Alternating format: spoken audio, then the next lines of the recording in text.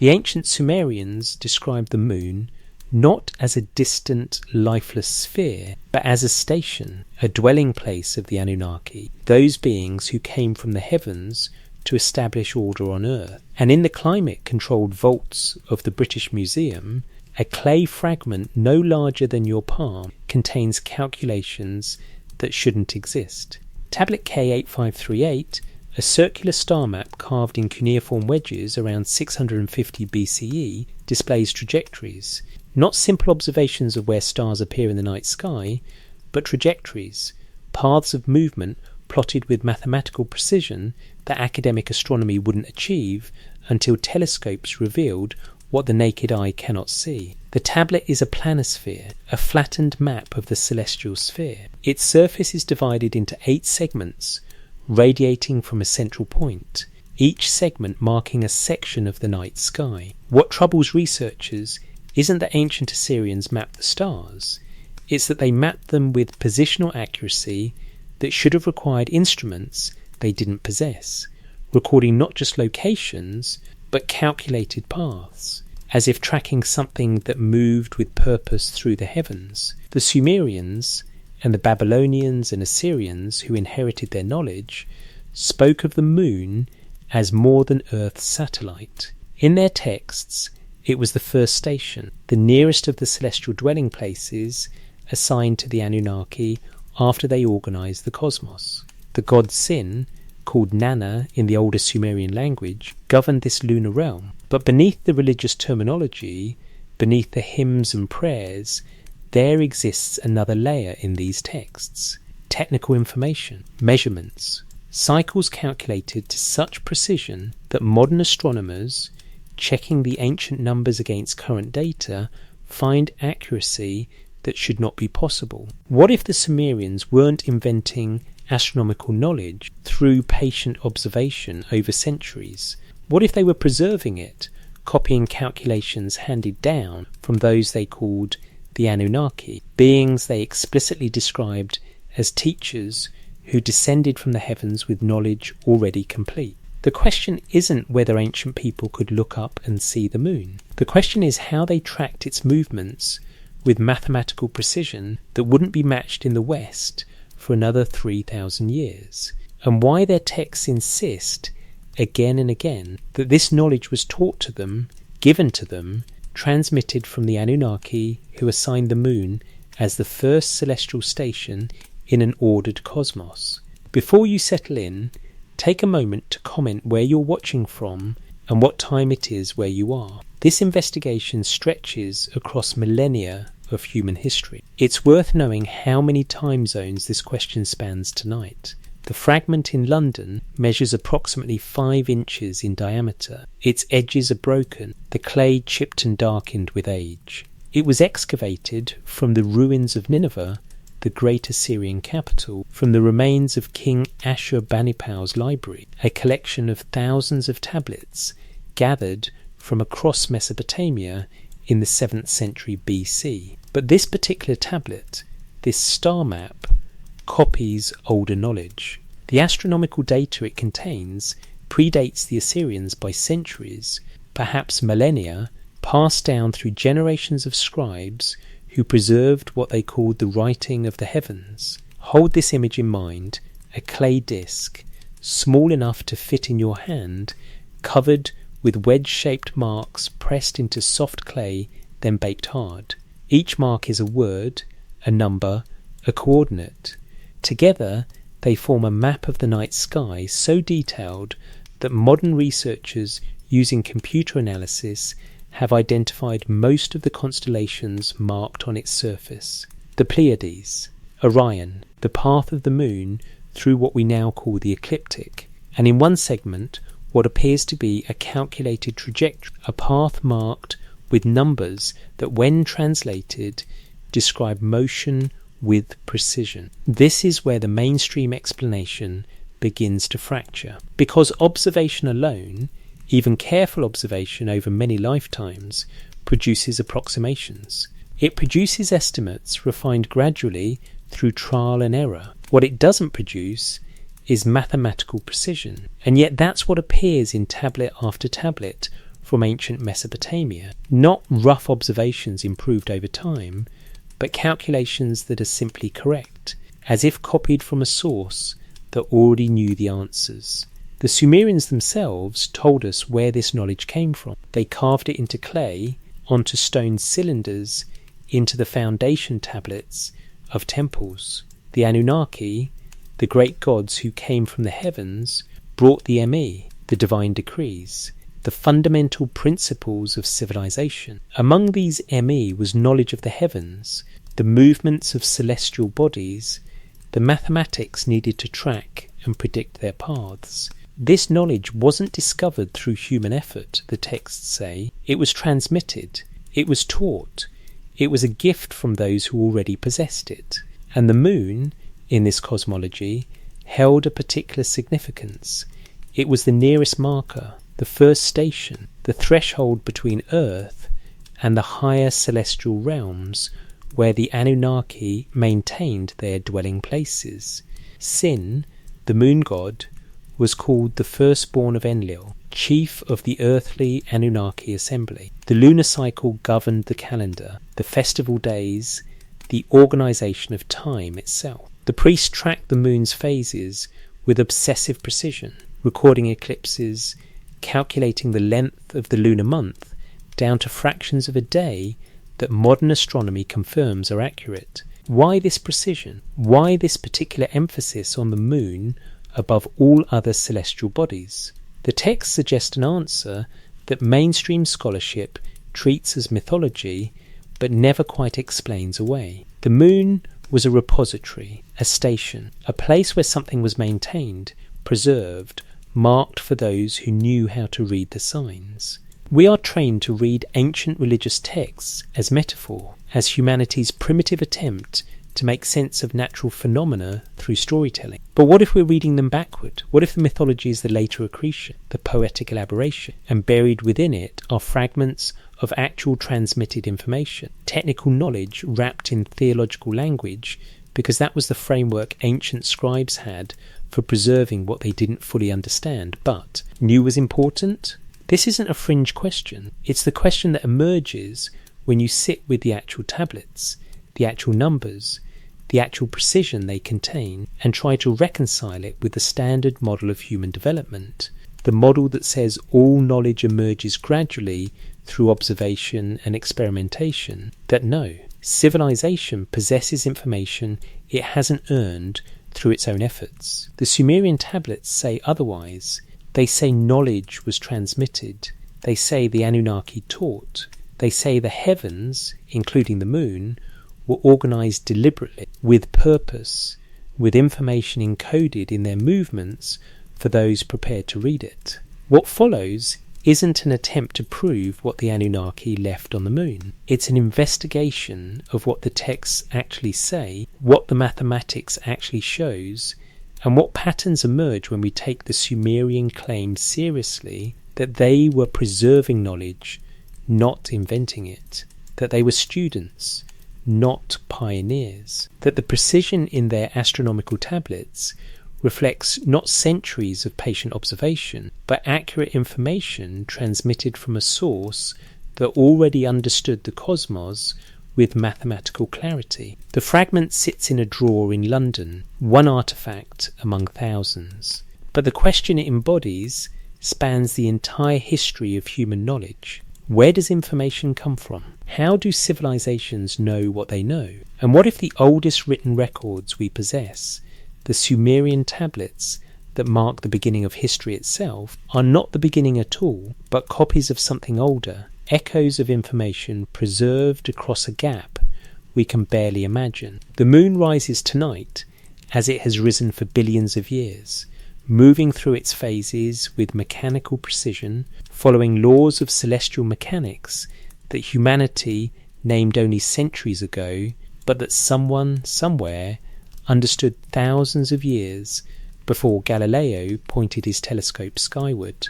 The Sumerians recorded those movements with accuracy that matches modern calculations. They said the knowledge came from the Anunnaki, and they said the moon was the first station, the threshold, the marker where something was preserved for those who learned to see. What was preserved? What did they leave? Not just stories, not just mythology, something precise, something mathematical, something that survives in clay tablets scattered across museum collections, waiting for investigators willing to ask what the texts actually claim, rather than what we assume ancient people could have known. This is that investigation. Let the questions settle. Let your eyes adjust to the darkness. We're going back to the beginning of recorded history, to the moment when humanity first learned to press words into clay. And we're asking what those words actually say about the moon, the Anunnaki,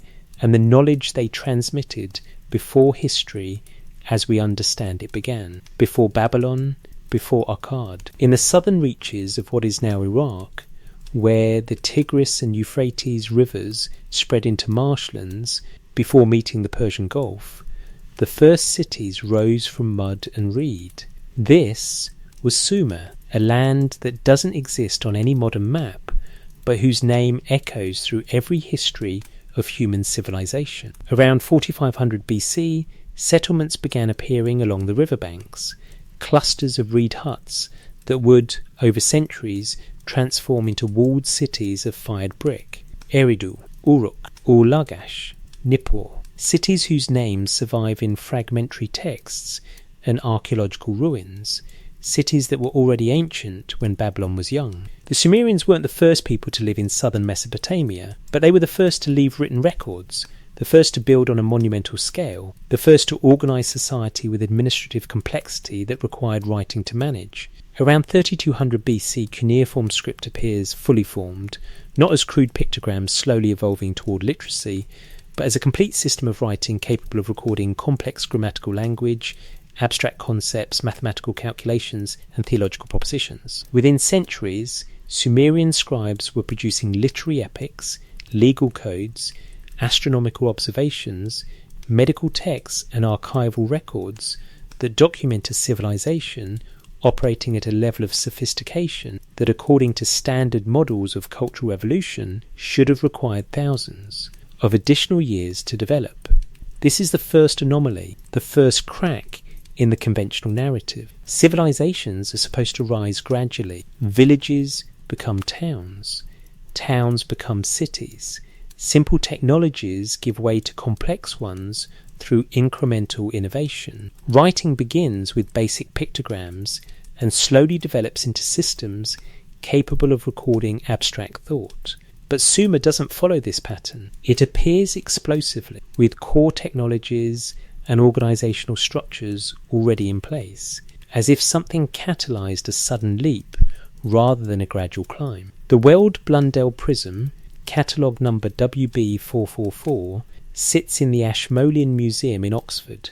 It's a clay prism about 8 inches tall, 4-sided, covered in columns of cuneiform text. It was inscribed around 1800 BC, but it records a much older tradition, the Sumerian king list, a chronicle of every ruler who held kingship in Sumer from the moment kingship descended from heaven until the list's composition. The text is extraordinary for what it claims. It begins, when kingship was lowered from heaven, kingship was in Eridu, not when kingship was established by humans or when the first king arose. When kingship was lowered from heaven. The text is explicit. Kingship, the entire concept of organised rule with its laws and administrators and hierarchies, came from above, from the realm of the gods, the Anunnaki, though the king list doesn't name them directly in this opening line. It simply states the fact as the Sumerians understood it. Kingship was not invented by ambitious humans.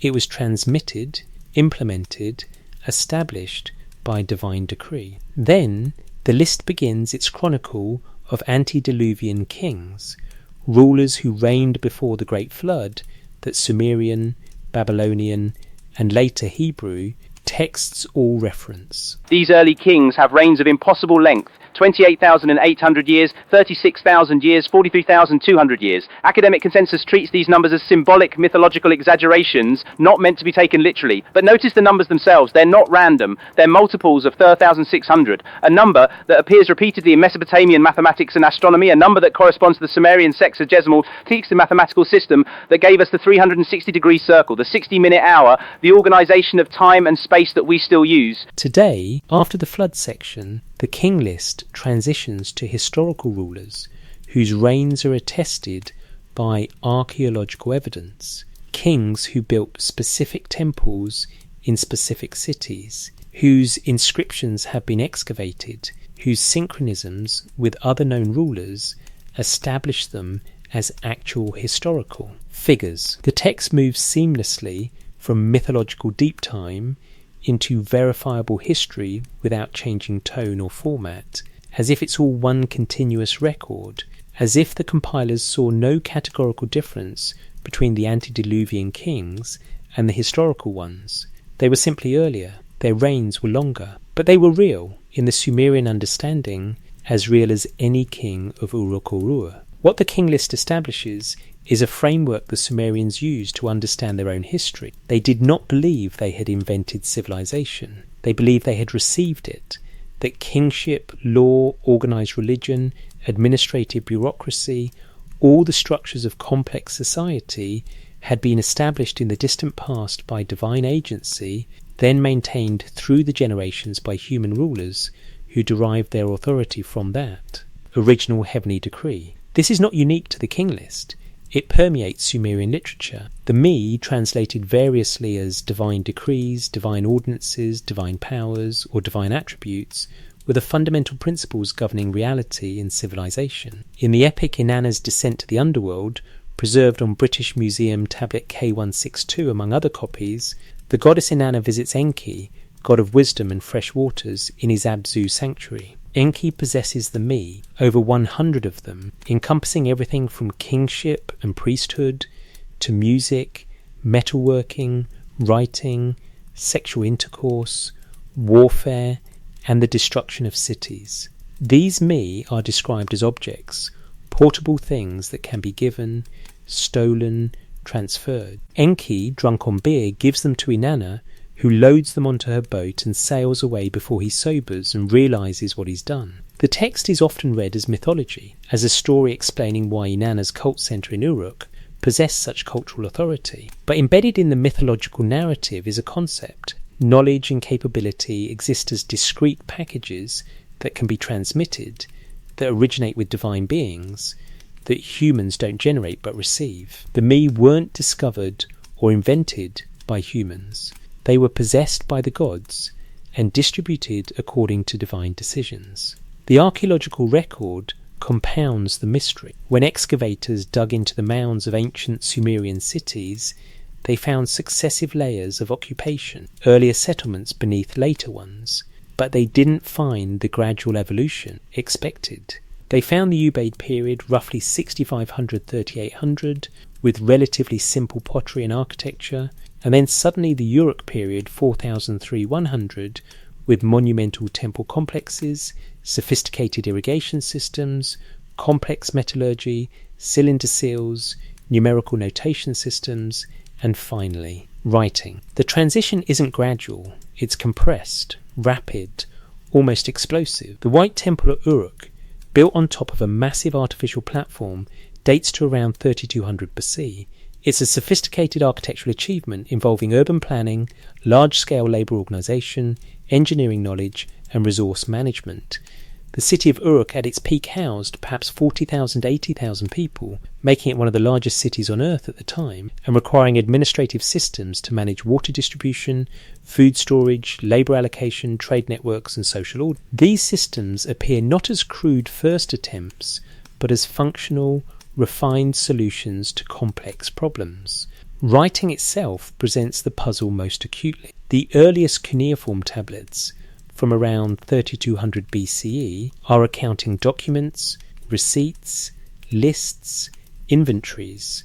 They already use a system of numerical notation distinct from word signs, already employ grammatical markers, already demonstrate that scribes understood abstract representation. Within a few centuries, cuneiform expands to record every kind of text, contracts, letters, omens, prayers, myths, medical prescriptions, mathematical problems, astronomical observations, legal judgments, royal inscriptions, wisdom literature, and epic poetry. This isn't the slow development of writing from pictures to symbols to phonetic notation. This is writing deployed across the full range of human expression almost from the moment it appears. The Sumerians themselves attributed this to divine teaching. The god Enki, whom the Babylonians called E, was the god of wisdom, magic, and crafts. He dwelt in the Abzu, the freshwater depths beneath the earth, and he was the source of the Me, the keeper of knowledge,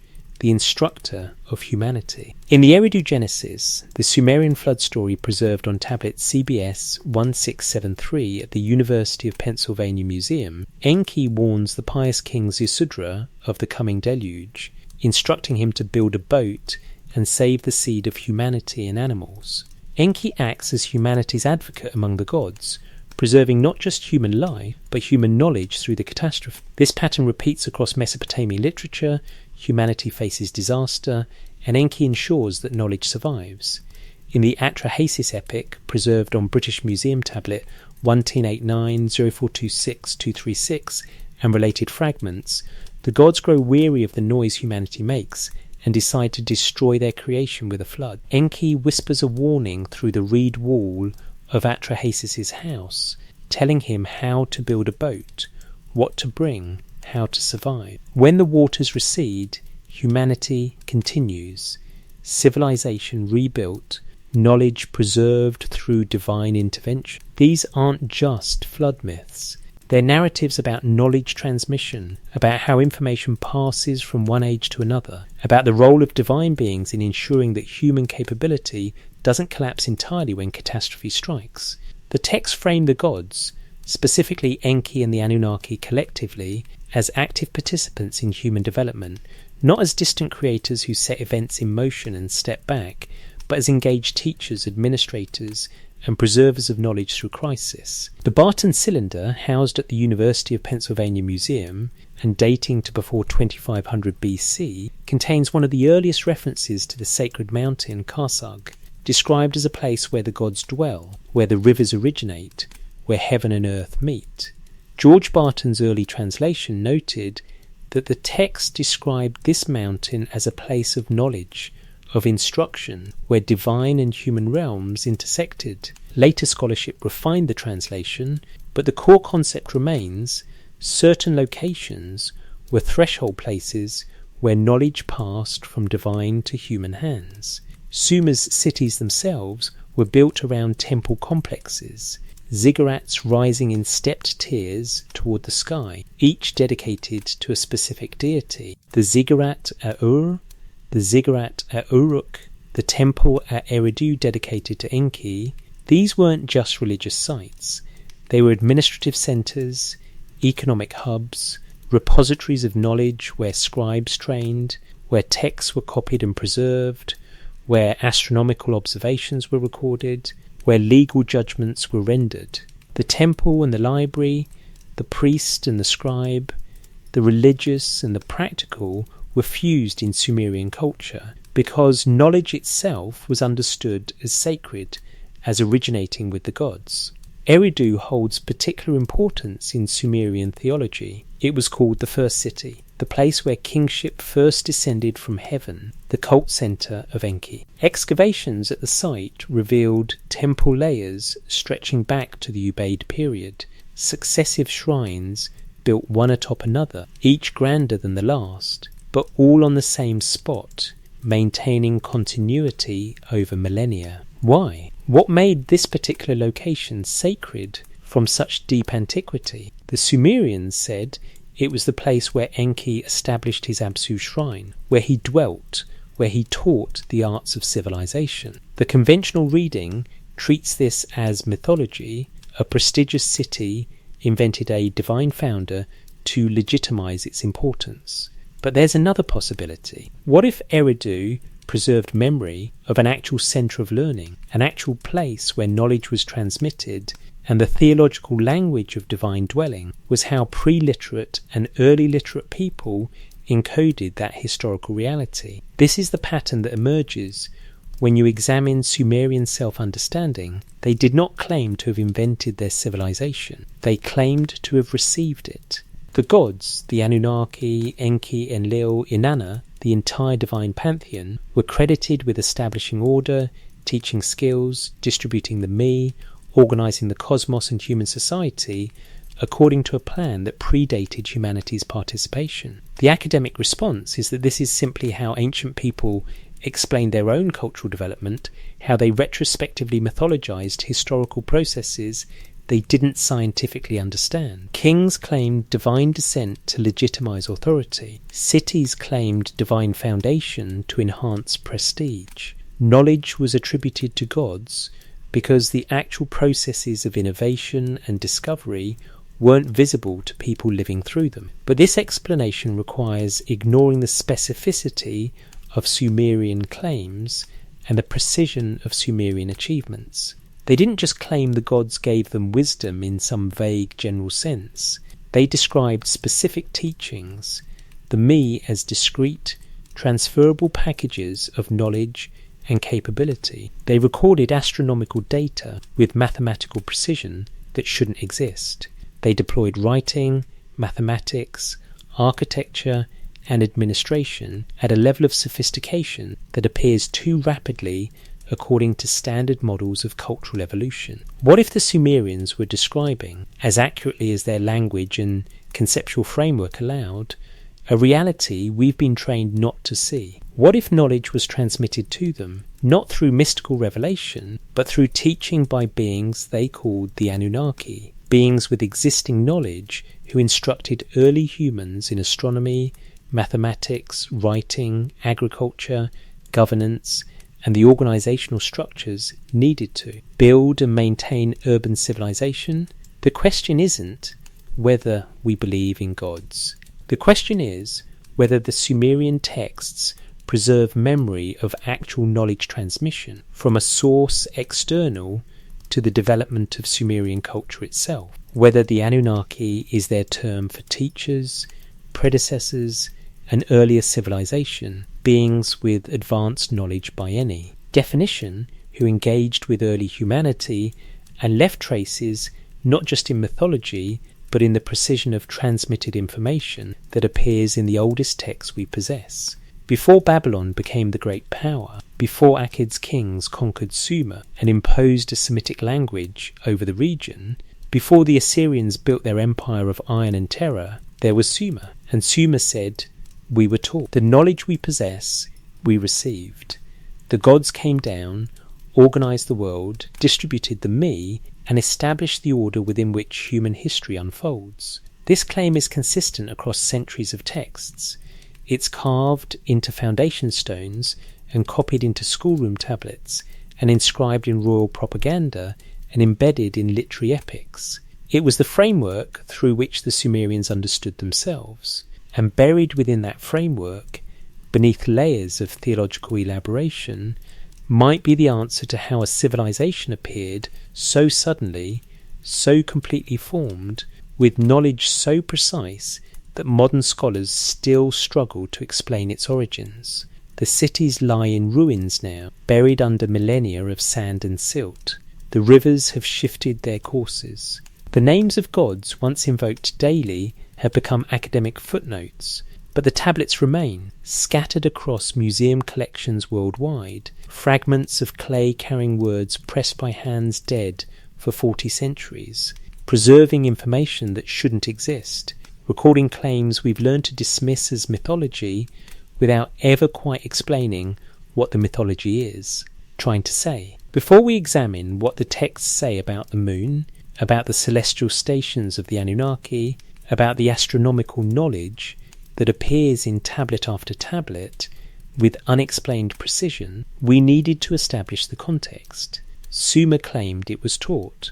Sumer claimed knowledge came from the gods. Sumer appeared with sophistication that standard evolutionary models don't adequately account for. Now we turn to how we read what the Sumerians wrote, how cuneiform was deciphered, and how we distinguish literal from symbolic content in texts written by people who saw no separation between the sacred and the technical, between the mythological and the observed, between the theological and the astronomical, because the same texts that describe gods dwelling in the heavens also record the positions of planets with mathematical precision. The same tablets that invoke divine names also calculate lunar eclipses centuries in advance.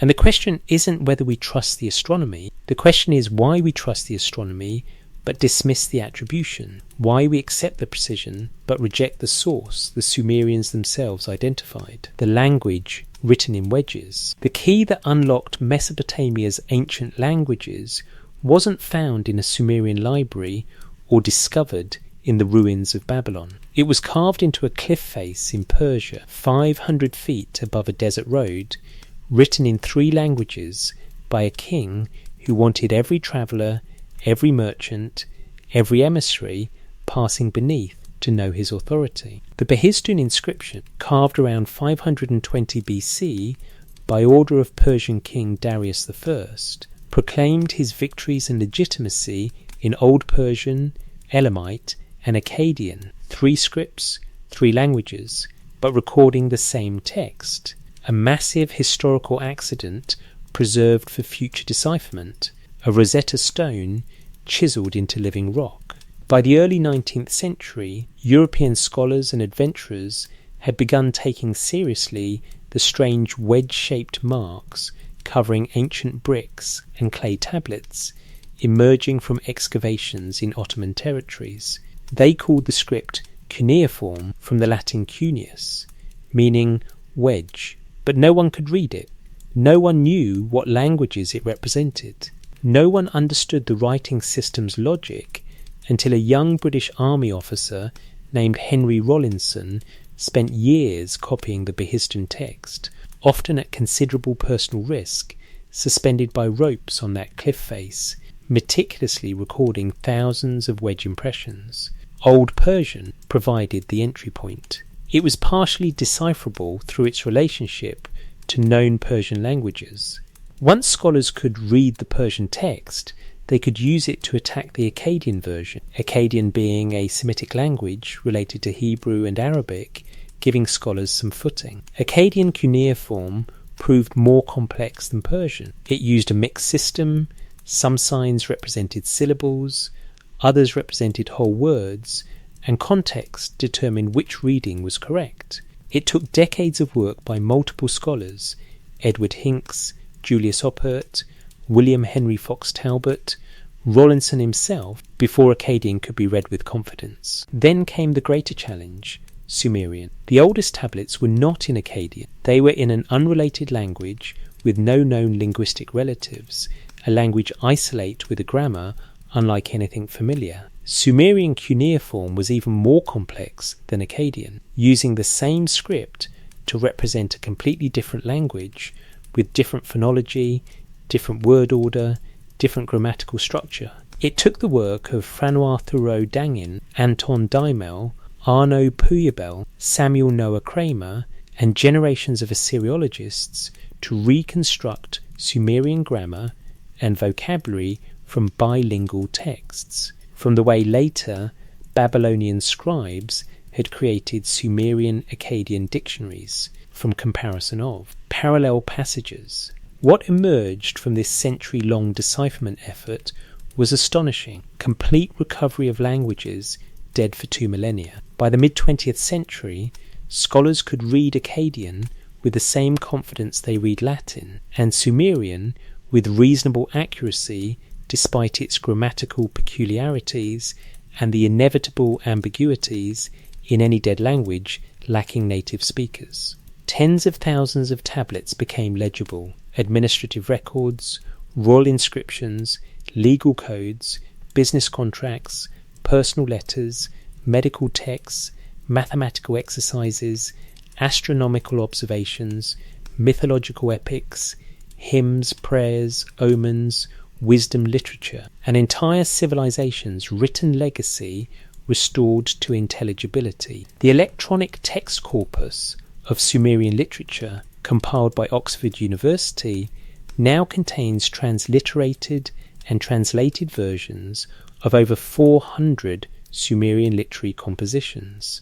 The Cuneiform Digital Library Initiative catalogues hundreds of thousands of tablets with photographs, transliterations, and metadata. The field of Assyrian and Babylonian studies is mature, rigorous, grounded in linguistic evidence and archaeological context. When we cite tablet catalogue numbers and translations, we're not relying on fringe interpretations or speculative readings.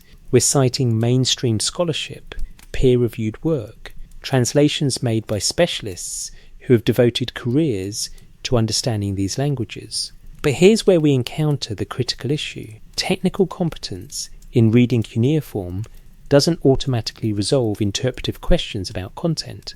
You can read every word of a Sumerian text correctly and still face ambiguity about what it means. Is the text literal or symbolic? Is it describing observable reality or employing metaphor? Is it recording actual events or conveying theological propositions through narrative? Take a simple example from tablet CBS 100673, the Eridu Genesis flood narrative. The text states that Enki warns Yasudra a flood will sweep over the cult centres. To destroy the seed of mankind is the decision, the word of the assembly of the gods. Straightforward Sumerian. The vocabulary is clear, the grammar unambiguous. But is this describing an actual historical flood that devastated Mesopotamian cities around 2900 BCE, an event for which archaeological evidence exists at several sites including Ur and Uruk? Is it mythological elaboration of common regional flooding patterns? Is it a theological statement about divine judgment, employing flood as metaphor? Or is it preserving cultural memory of an even earlier catastrophic event, displaced in time but rooted in real experience? The text itself doesn't tell us how to read it. We must choose.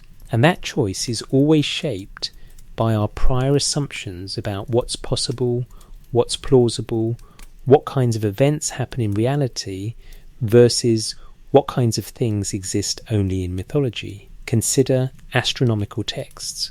Mul. Apin, the Babylonian astronomical compendium preserved on tablets like British Museum 1299, 0610-108, contains lists of stars and constellations, descriptions of their heliacal risings when they first become visible in the dawn sky each year, intercalation rules for keeping the lunar calendar, aligned with the solar year, and shadow length tables for timekeeping. These are observational astronomy, precise, technical, mathematical.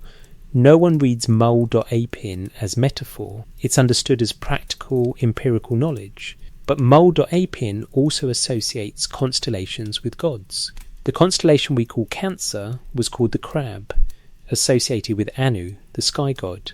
Orion was the true shepherd of Anu. The Pleiades were associated with the goddess Nisaba. Is this just cultural overlay, poetic personification of neutral astronomical objects? Or did the Babylonians, and before them the Sumerians, understand something more integrated, where celestial objects and divine entities weren't categorically separate, but somehow connected in ways modern cosmology doesn't admit? Here's the deeper problem. We've been trained to separate science from religion, observation from belief, the empirical from the theological. We assume ancient people didn't make these distinctions because they were primitive, confused, unable to separate supernatural belief from natural observation. But what if the separation we enforce is the distortion? What if the Sumerians experienced reality as more integrated, where what we call scientific observation and what we call religious belief were not opposed categories, but different aspects of a unified understanding? The Enuma Anu Enlil series, a massive compendium of celestial omens running to 68 or 70 tablets depending on the recension,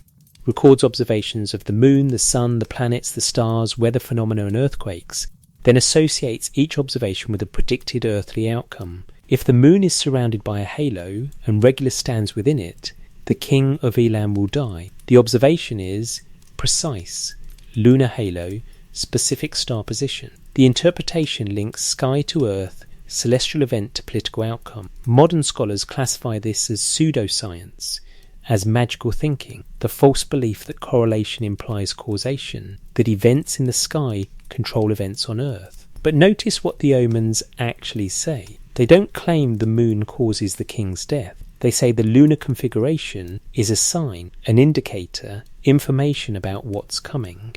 The omen literature treats the heavens as a message system, a display of patterns that reflect or predict earthly patterns for those trained to read them. Is this different from modern stock markets, where traders watch patterns in price charts and claim they can predict future movements? Is it different from meteorologists observing cloud formations and predicting rain? The Mesopotamians believed the cosmos was ordered, that events followed patterns, and that careful observation of celestial patterns could yield useful information about terrestrial events. They were wrong about the mechanisms, but they weren't irrational. They were applying pattern recognition to the available data and acting on what they observed. More importantly, the precision of their astronomical observations stands independent of their interpretive framework. Whether they were right about omens or not, they were accurately tracking the moon's movements, recording eclipses, calculating planetary positions.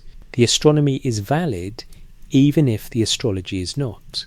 And that valid astronomy appears in texts that also describe the Anunnaki, organising the cosmos, assigning celestial stations, establishing the movements of heavenly bodies as part of divine decree. So when a text says Enlil assigned the moon to Sin, gave him authority over the night, set his path across the heavens, how do we read that?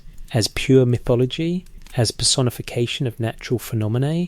Or as the Sumerian way of encoding actual information about lunar mechanics, wrapping physics in theological language because that was the conceptual vocabulary available to them? The temple hymns attributed to Enheduanna, high priestess of the moon god Nana, in Ur around 2300 BC, contain both devotional poetry and precise technical information. Hymn 42, dedicated to Nisaba Eresh, describes her as the goddess of scribes, of grain, of wisdom, of accounting, the one who knows the inmost secrets of numbers. It's religious poetry. But it's also describing someone, something, associated with knowledge systems, with the technology of writing and calculation, with the organisational infrastructure that makes complex civilization possible. Enheduanna wasn't a primitive priestess chanting to imaginary spirits. She was one of the most powerful women in Sumer, daughter of King Sargon of Akkad, administrator of the moon temple at Ur, a political and religious authority. Her hymns are sophisticated literary works, and they consistently associate the gods with specific domains of knowledge and capability. Enki with wisdom, crafts, magic, and the Abzu waters. Enlil with kingship, authority, and fate. Inanna with warfare, love, fertility, and political power. Nisaba with writing, grain stores, accounting, and numbers. If you translate God as principle, as organising intelligence, as knowledge domain, the texts begin to read differently, not as mystical worship of imaginary beings, but as systematic theology cataloguing different aspects of reality and civilization, personified for narrative and ritual purposes, but rooted in actual functions and capabilities. This is where translation becomes interpretation. When a Sumerian scribe writes Enki gave the me to Inanna, we translate me as divine powers or divine decrees, but the Sumerian term might be closer to protocols, procedures, technologies, knowledge packages. The text describes these me as transferable, innumerable, discrete things. Over 100 of them are listed across various texts: kingship, priesthood, truth, craftsmanship, writing, music, power, sexual intercourse, heroism, the destruction of cities, judgment, decision-making. These are not abstract virtues, they're capabilities, functions, things a civilization needs to operate. And the texts say they originate with the gods, the Anunnaki, and are distributed to humans through divine decision. Is this mythology, or is it encoded history describing how knowledge was transmitted from an external source to early Sumerian society, wrapped in theological language because that was how they understood agency, causation, and authority? We cannot know with certainty. The texts don't contain footnotes explaining this part is literal, this part is metaphorical. We must interpret. And interpretation always involves choice. The choice to read something as myth or as memory. The choice to assume ancient people were speaking purely symbolically, or that they were describing their understanding of actual events using the conceptual vocabulary available to them. What we can do is trace patterns. When texts consistently describe knowledge as transmitted rather than discovered, as given rather than invented, as originating with the Anunnaki rather than emerging from human innovation, and when this claim appears across centuries of texts in multiple genres, it suggests intentionality, not confusion. The Sumerians meant to say what they said. They believed knowledge was taught to them. Whether that belief was accurate is a separate question, but we should at least acknowledge what they claimed rather than immediately translating it into something more comfortable for modern assumptions. The astronomical texts present this challenge most acutely because they contain both undeniable precision and explicit attribution to divine teaching. Mul.apin doesn't just list stars, it attributes celestial organization to divine decree. The Enuma Elish describes Marduk creating the moon and assigning its path. The lunar omen texts in Enuma Anu Enlil treat the moon as both a physical object following observable patterns and as Sin the god following divine purpose. Modern scholars read these texts selectively. They extract the observational data, the calculations, the calendrical information, and discard the theological framing as cultural packaging irrelevant to the empirical content. But what if the framing isn't irrelevant? What if the Sumerians and Babylonians couldn't separate the astronomy from the theology because, in their experience, both aspects were true? The moon does follow precise mechanical patterns, and those patterns were established, organized, arranged, set in motion by intelligences the Mesopotamians called gods. This sounds like pseudoscience to modern ears, but consider, if an advanced civilization possessed astronomical knowledge and transmitted it to a developing culture, how would that developing culture describe the transmission? They would say the knowledge was given by superior beings. They would associate those beings with the celestial objects themselves, because that's where the knowledge pertained. They would encode the information in religious language, because religion was their framework for understanding anything beyond mundane human experience. The language written in wedges can be read. The grammar can be parsed. The vocabulary can be translated.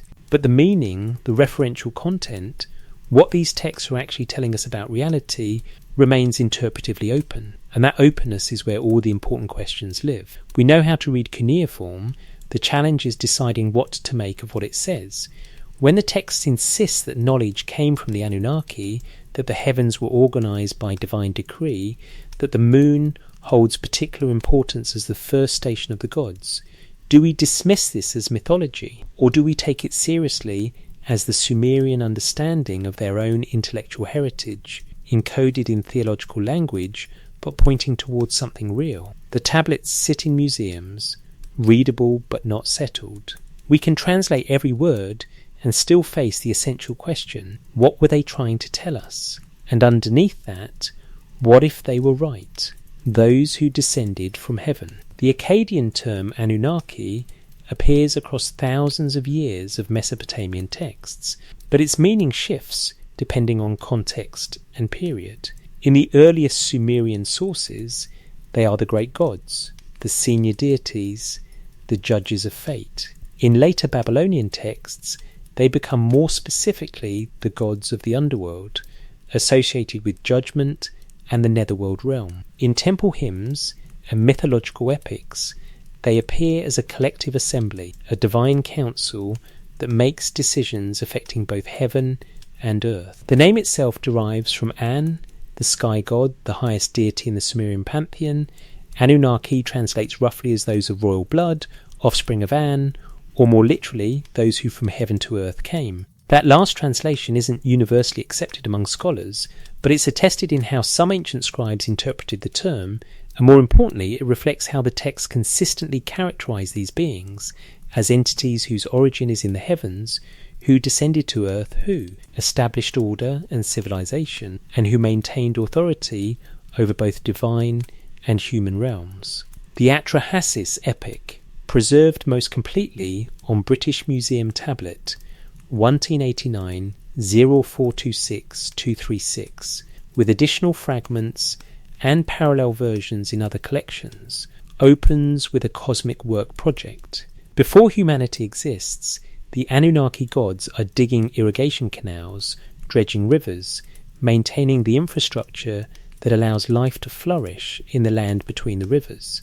But this labour is exhausting. The lesser gods, the Igigi, often associated with the sky or the heavens, complain. They throw down their tools and march on Enlil's temple, threatening rebellion. The divine assembly convenes. Anu, king of the heavens, is present. Enlil, king of the earth and the gods dwelling upon it, takes counsel. Enki, god of wisdom and the sweet waters beneath the earth, proposes a solution: create a substitute worker, a being that will bear the labour so the gods need not. Humanity is created specifically for this purpose, to serve the gods, to do the work of maintaining civilization, agriculture, temple service, the material infrastructure that the Anunnaki established but do not wish to personally maintain. This is a strikingly non-spiritual origin story. Humans aren't created out of love or as companions or to populate the earth for its own sake. They're created as labourers, as servants, to fulfill a functional need in a cosmic economy. The text is explicit about this. When humanity later becomes too numerous and too noisy, disrupting the peace of the gods, the divine assembly decides to reduce human population through plague, drought, and finally flood. Not because humans are sinful, but because they're inconvenient. They're too successful at their purpose, multiplying beyond useful limits. The Anunnaki, in this narrative, are not transcendent moral beings. They're administrators, project managers, beings with needs and preferences and conflicts, operating according to decisions made in council rather than by individual divine fiat. Enlil wants humanity destroyed. Enki disagrees and secretly warns Atrahasis, enabling human survival. The gods argue, they negotiate, they make collective decisions. This is not the monotheistic god issuing decrees from absolute sovereignty. This is a bureaucracy. The Enuma Elish, the Babylonian creation epic preserved on 7 tablets, primarily from the library of Ashurbanipal at Nineveh, tells a different story, but with the same structural element. The Anunnaki is a collective body with defined roles and responsibilities. After Marduk defeats Tiamat and creates the heavens and earth from her corpse, he organizes the cosmos. He assigns 300 Anunnaki to the heavens and 300 to the earth, 600 gods total, each with a specific function. They are the organizing intelligence behind cosmic order, each maintaining a particular aspect of reality according to Marduk's decree. But notice the detail. They are assigned positions. They are organized, arrayed, given responsibilities. This suggests hierarchy, structure, deliberate arrangement of capabilities toward a purpose. The text doesn't describe 600 gods spontaneously manifesting and randomly doing things. It describes 600 Anunnaki receiving assignments within an organized system. The heavens themselves are structured according to this organization. The visible planets, Jupiter, Venus, Mars, Mercury, Saturn, are associated with specific major gods. The moon is assigned to Sin, the sun to Shamash. The stars, the constellations, the divisions of the sky, all are allocated to various Anunnaki, creating a celestial order where divine responsibility and astronomical reality correspond. This is where theology intersects with astronomy. The same texts that describe gods organising the heavens also record the actual observed movements of those celestial bodies with mathematical precision. The moon really does follow the path that sin is said to govern. Jupiter really does move through the zodiac according to the patterns associated with Marduk. The astronomy is accurate. The theological overlay associates that astronomy with divine agency, and the text insists the astronomy was known because the divine agents themselves taught it. In the myth of Adapa, the wise man Adapa is described as receiving knowledge directly from Ii, the Akkadian name for Enki. The text states wide understanding he had made perfect in him to disclose the designs of the land.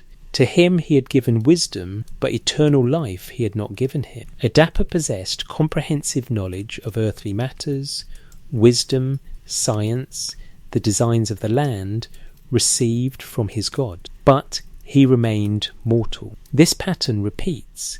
The gods transmit knowledge to select humans, who then transmit it to others, creating lineages of preserved wisdom. In the Sumerian king list, certain kings are described as receiving kingship directly from the gods, being instructed in proper rule, establishing law codes according to divine decree. The famous Code of Hammurabi presents the king receiving laws from the sun god Shamash, depicted on the stele's relief. The laws themselves are practical, dealing with property disputes, inheritance, marriage, commerce, crime, but their authority derives from divine origin. Knowledge of law, like knowledge of astronomy and agriculture and mathematics, is transmitted from the gods to humans. The temple cult itself was structured around this understanding. Temples weren't just places of worship, they were houses where the gods literally dwelt, maintained through daily rituals performed by priests. The gods required food offerings, libations, clothing, music. The temple statues weren't mere symbols, they were the loci of divine presence, animated through ritual, becoming the actual dwelling places of the Anunnaki in human space. The entire temple economy, the fields assigned to temple support, the workshops producing craft goods, the scribes maintaining records, existed to serve the gods materially, just as Atrahasis described humanity's purpose. But here's the tension. These gods who required physical feeding, who maintained houses, who got drunk at feasts, who had sexual relationships and dynastic conflicts, these very material-sounding beings also possessed knowledge beyond human capacity. They knew astronomy, they knew mathematics, they knew how to organize cities, irrigate fields, smelt metal, compose legal codes. They existed at the intersection of physical presence and transcendent knowledge. Modern scholarship resolves this tension by reading the entire framework as mythology. None of it is real, so the internal inconsistencies don't matter. Ancient people projected human behaviours onto imaginary gods, and also attributed knowledge to them because they didn't understand natural processes. The gods are fictions, so it's not surprising they're inconsistently described. But from the Sumerian perspective, there was no inconsistency. The Anunnaki were real beings with physical needs and superhuman knowledge. They descended from the heavens, established civilization, organized the cosmos, taught humanity the arts of civilization, and maintained their presence through temple cult and through the ongoing structure of reality itself. The cosmos functioned according to their design. History unfolded according to their decrees. Knowledge originated with them and was transmitted to humans through select channels, priests, kings, wise men who received instruction and passed it forward.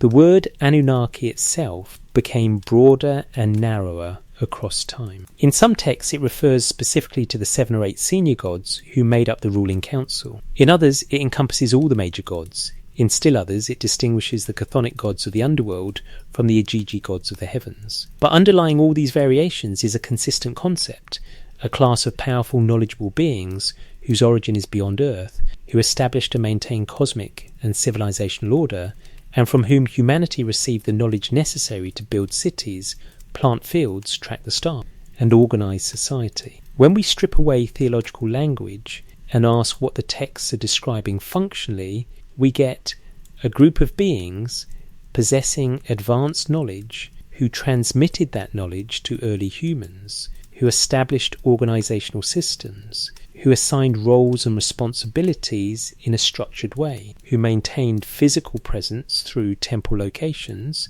and who were associated with celestial bodies and movements. Whether we call them gods, Anunnaki, aliens, predecessors, or an earlier advanced civilization, the functional description remains the same. They were teachers. They organised.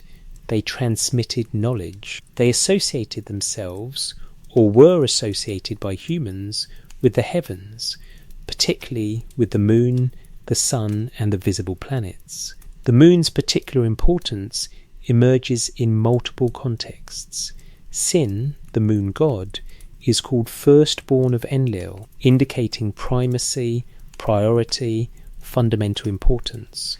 The lunar cycle governed Mesopotamian timekeeping, the calendar was lunar, festivals were tied to lunar phases, months began at the new moon. The precision with which priests tracked lunar movements far exceeded what simple observation requires for calendrical purposes.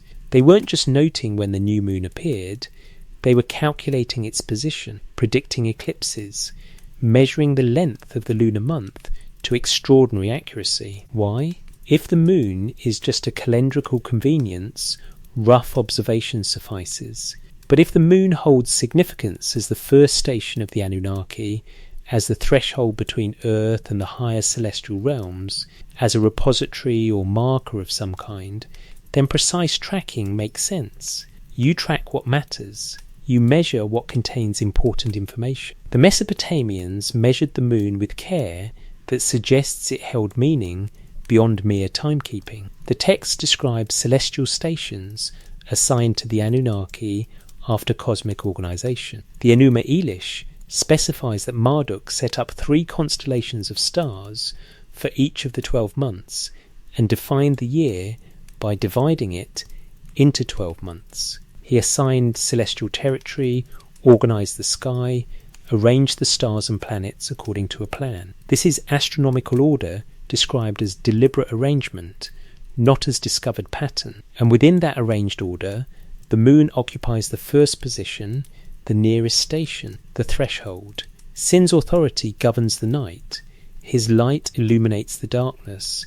His phases mark time's passage. His movements across the sky follow laws that Mesopotamian astronomers calculated with precision that modern science confirms is accurate. They knew the moon's movements because they were taught.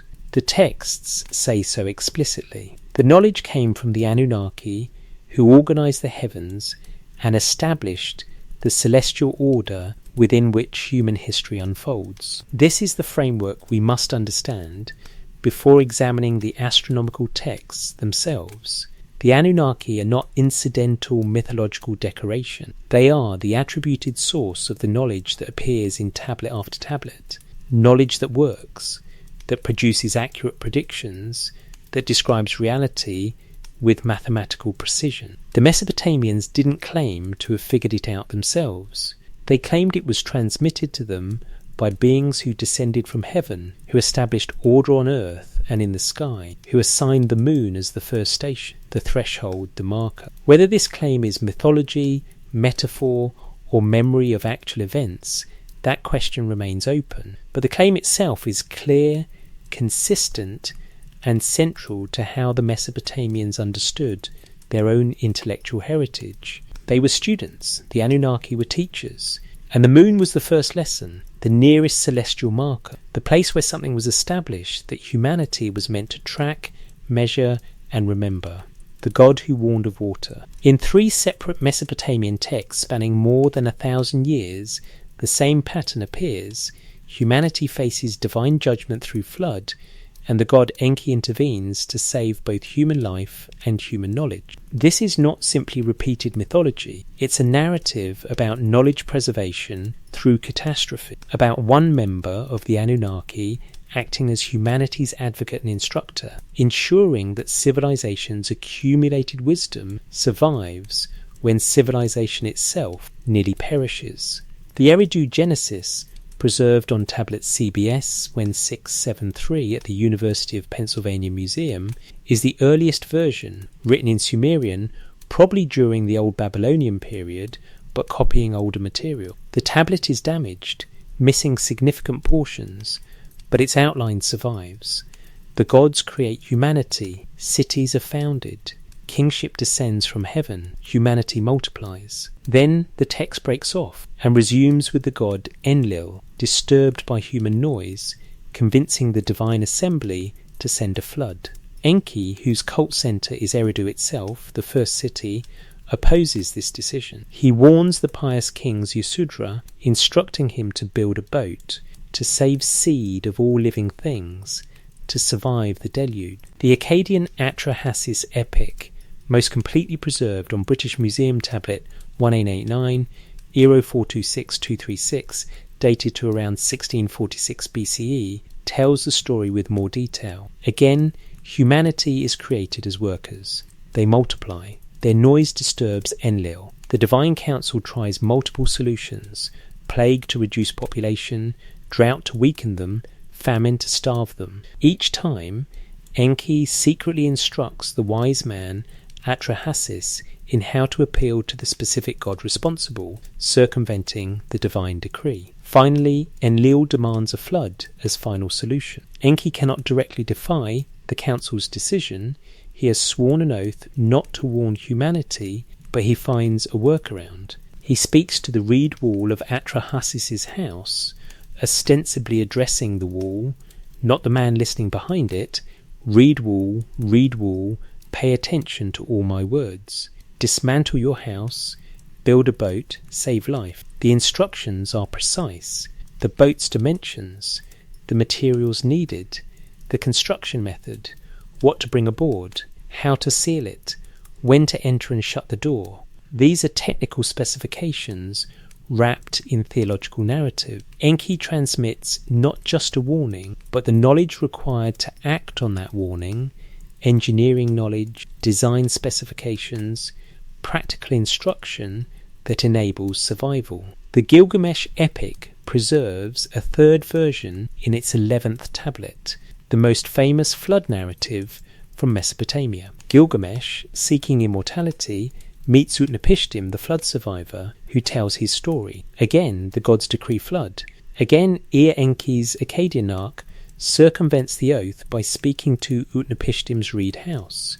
Again, precise instructions: build a boat, specific dimensions, seal it with pitch, bring aboard the seed of all living things, craftsmen to preserve their skills, animals to repopulate the earth. Again, the flood comes, the boat survives, humanity continues, and critically, knowledge continues.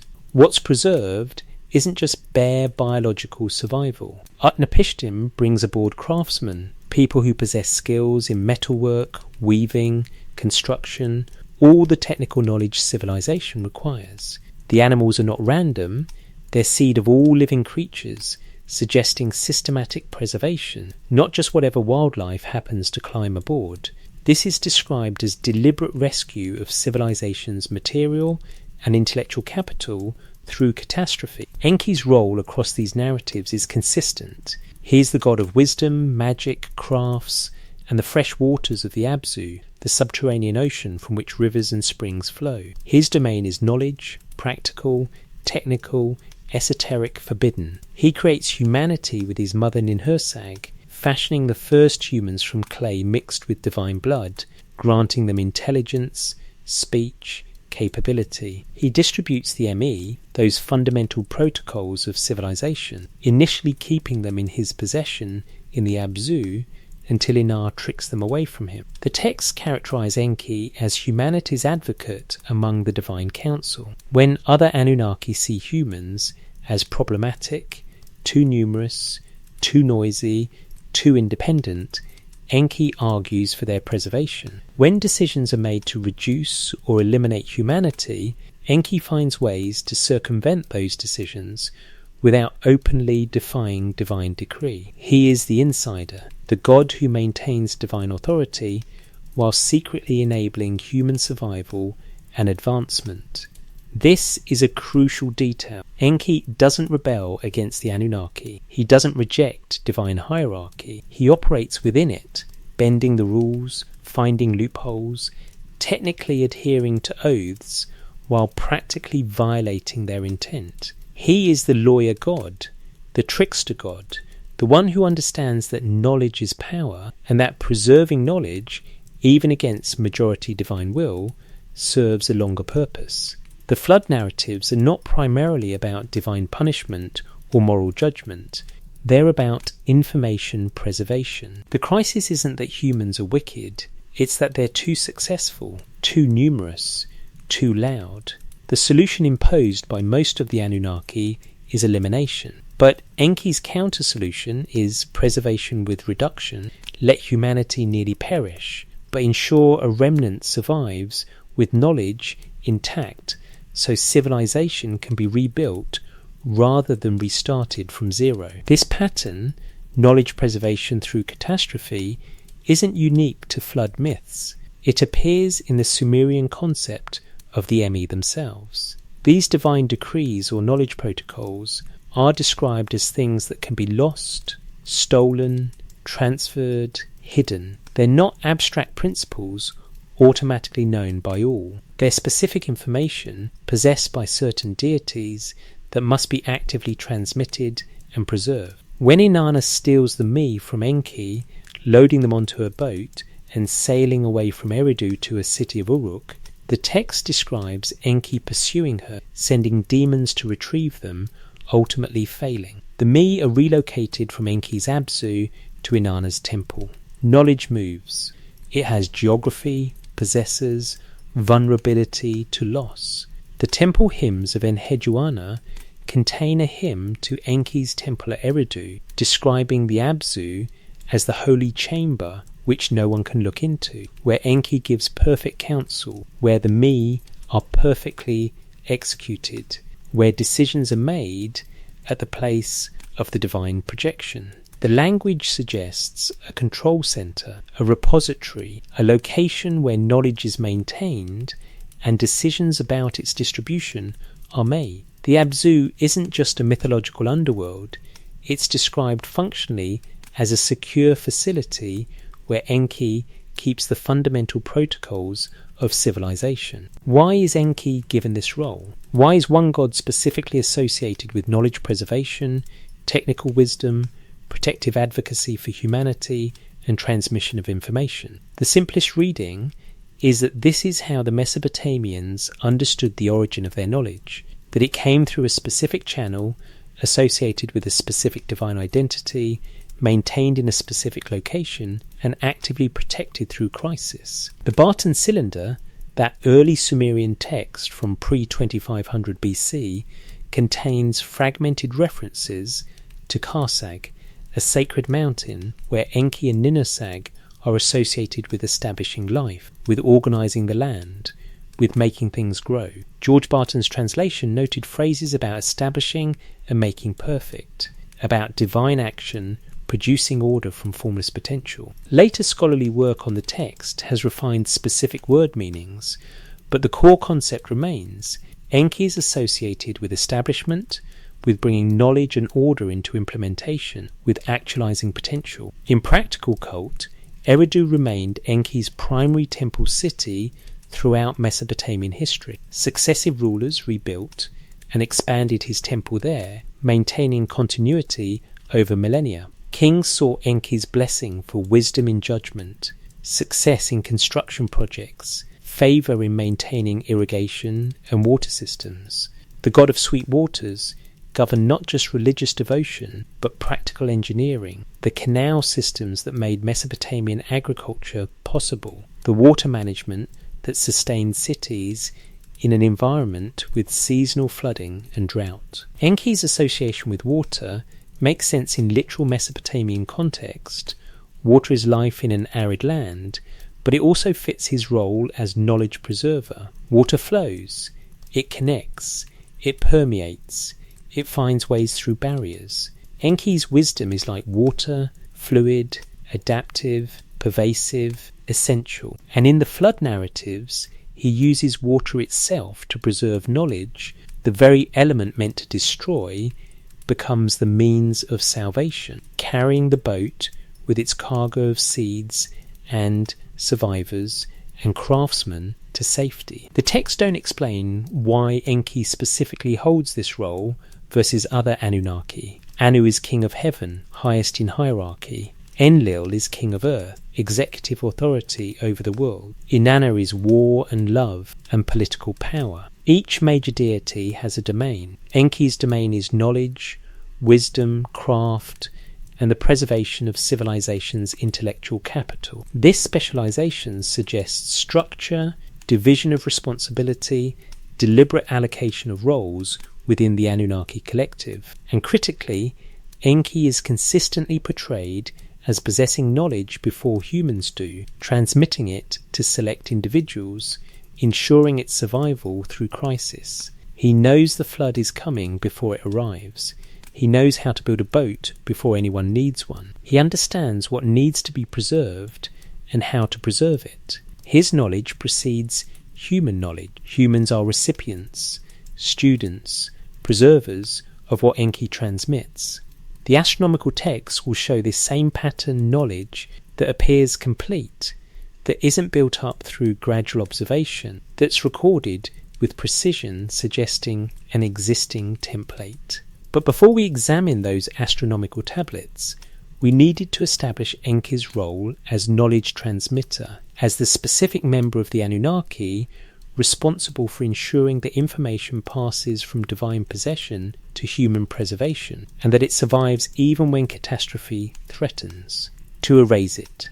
3 times, humanity nearly perishes. 3 times, Enki intervenes. 3 times, knowledge survives because one god chose preservation over obedience to divine majority rule. This is not subtle mythology. This is explicit narrative about how information persists through catastrophe, about the importance of transmission, about the role of a knowledge keeper who ensures continuity. When we turn to what the tablets say about the moon, about astronomical precision, about calculations that shouldn't exist, we carry forward this context. Enki taught, Enki transmitted, Enki preserved. The Mesopotamians didn't claim to have invented their knowledge. They claimed a specific source, the god who warned of water, who saved humanity, who distributed the me, who dwelt in the Abzu keeping the fundamental protocols, and who ensured that what the Anunnaki knew, select humans also came to know, preserving it through generations in clay tablets that survive 4,000 years later in museum vaults. The question isn't whether we believe in Enki as a literal god. The question is what Enki represents, what historical reality this theological personage encodes, and what it means that Mesopotamian culture consistently attributed its knowledge to external transmission rather than internal development. They said they were taught, they named their teacher, they described his methods, and they preserved what he taught with a precision that still challenges explanation. Maps of the night sky. In the storerooms of the British Museum, among thousands of cuneiform tablets catalogued and categorised over more than a century of acquisition, sits tablet 1899-0610-108. It's a clay tablet approximately 6 inches tall, covered on both sides with columns of cuneiform text. It's not famous like the Epic of Gilgamesh or the Code of Hammurabi. It's a technical document, practical, astronomical, a copy of the first tablet of Mul.Apin, the Babylonian astronomical compendium that catalogues stars, constellations, their rising times, and their uses in timekeeping and prediction. Mul.Apin means the plough star, referring to the constellation that appears in its opening lines. The text exists in multiple copies from different sites and periods, indicating it was standard reference material, copied and recopied by scribal schools, transmitted across generations as authoritative knowledge. The compendium was compiled in its current form by around the 7th century BC, but the astronomical data it contains is older, much older, reaching back to observations made possibly 1,000 years earlier, adjusted and refined through centuries of use. The first tablet of Mul.Apin lists stars and constellations in 3 paths: the path of Anu, the path of Enlil, and the path of E, dividing the sky into 3 bands roughly corresponding to the equatorial region, the northern sky, and the southern sky. This isn't just cataloguing, it's organising the heavens according to divine authority, assigning celestial territory to the 3 senior gods.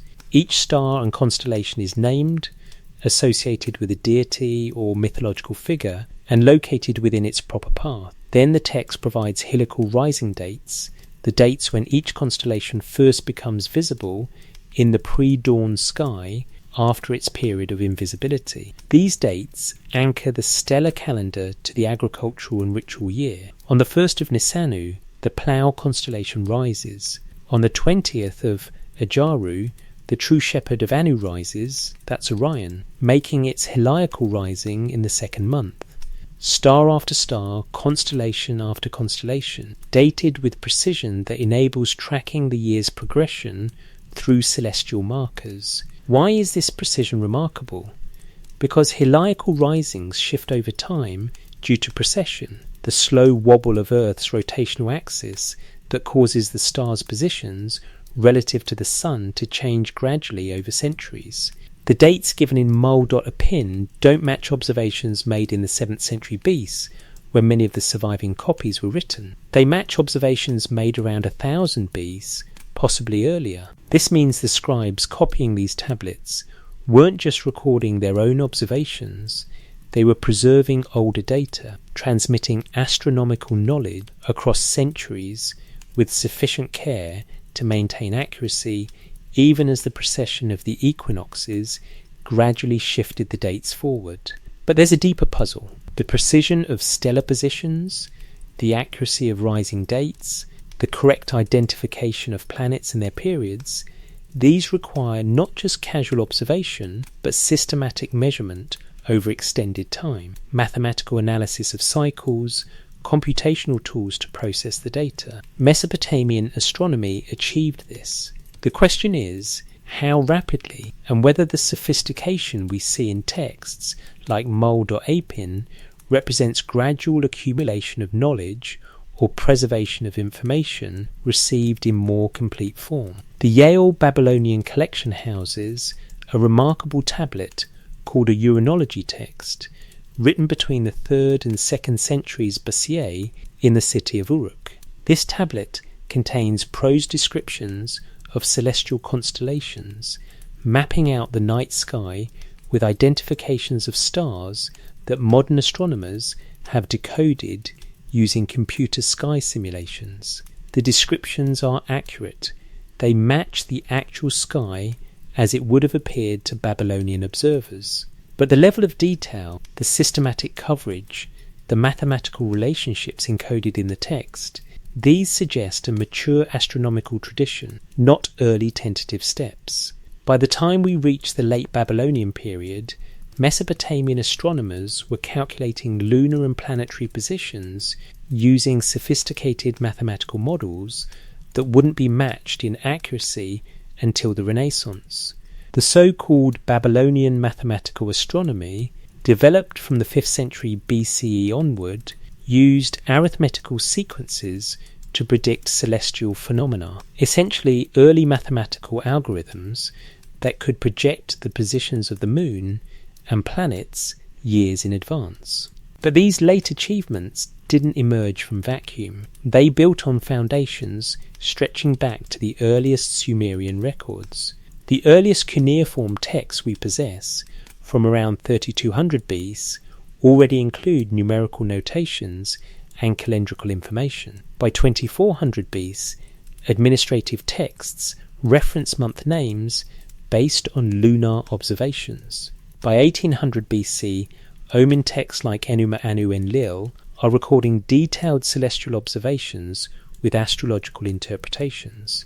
The tradition is continuous, stretching across more than 2,000 years of recorded observation and calculation, except that observation might not be the right word, or at least not the only mechanism at work. Because the early precision is too high, the calendrical accuracy appears too quickly, the mathematical tools, the sexagesimal system, the computational methods, the geometrical understanding necessary to map the sky, these are present from the start, not developed over time. The Sumerian sexagesimal system, base 60 mathematics, is itself an anomaly. Most cultures develop base 10 counting, using fingers as natural counters.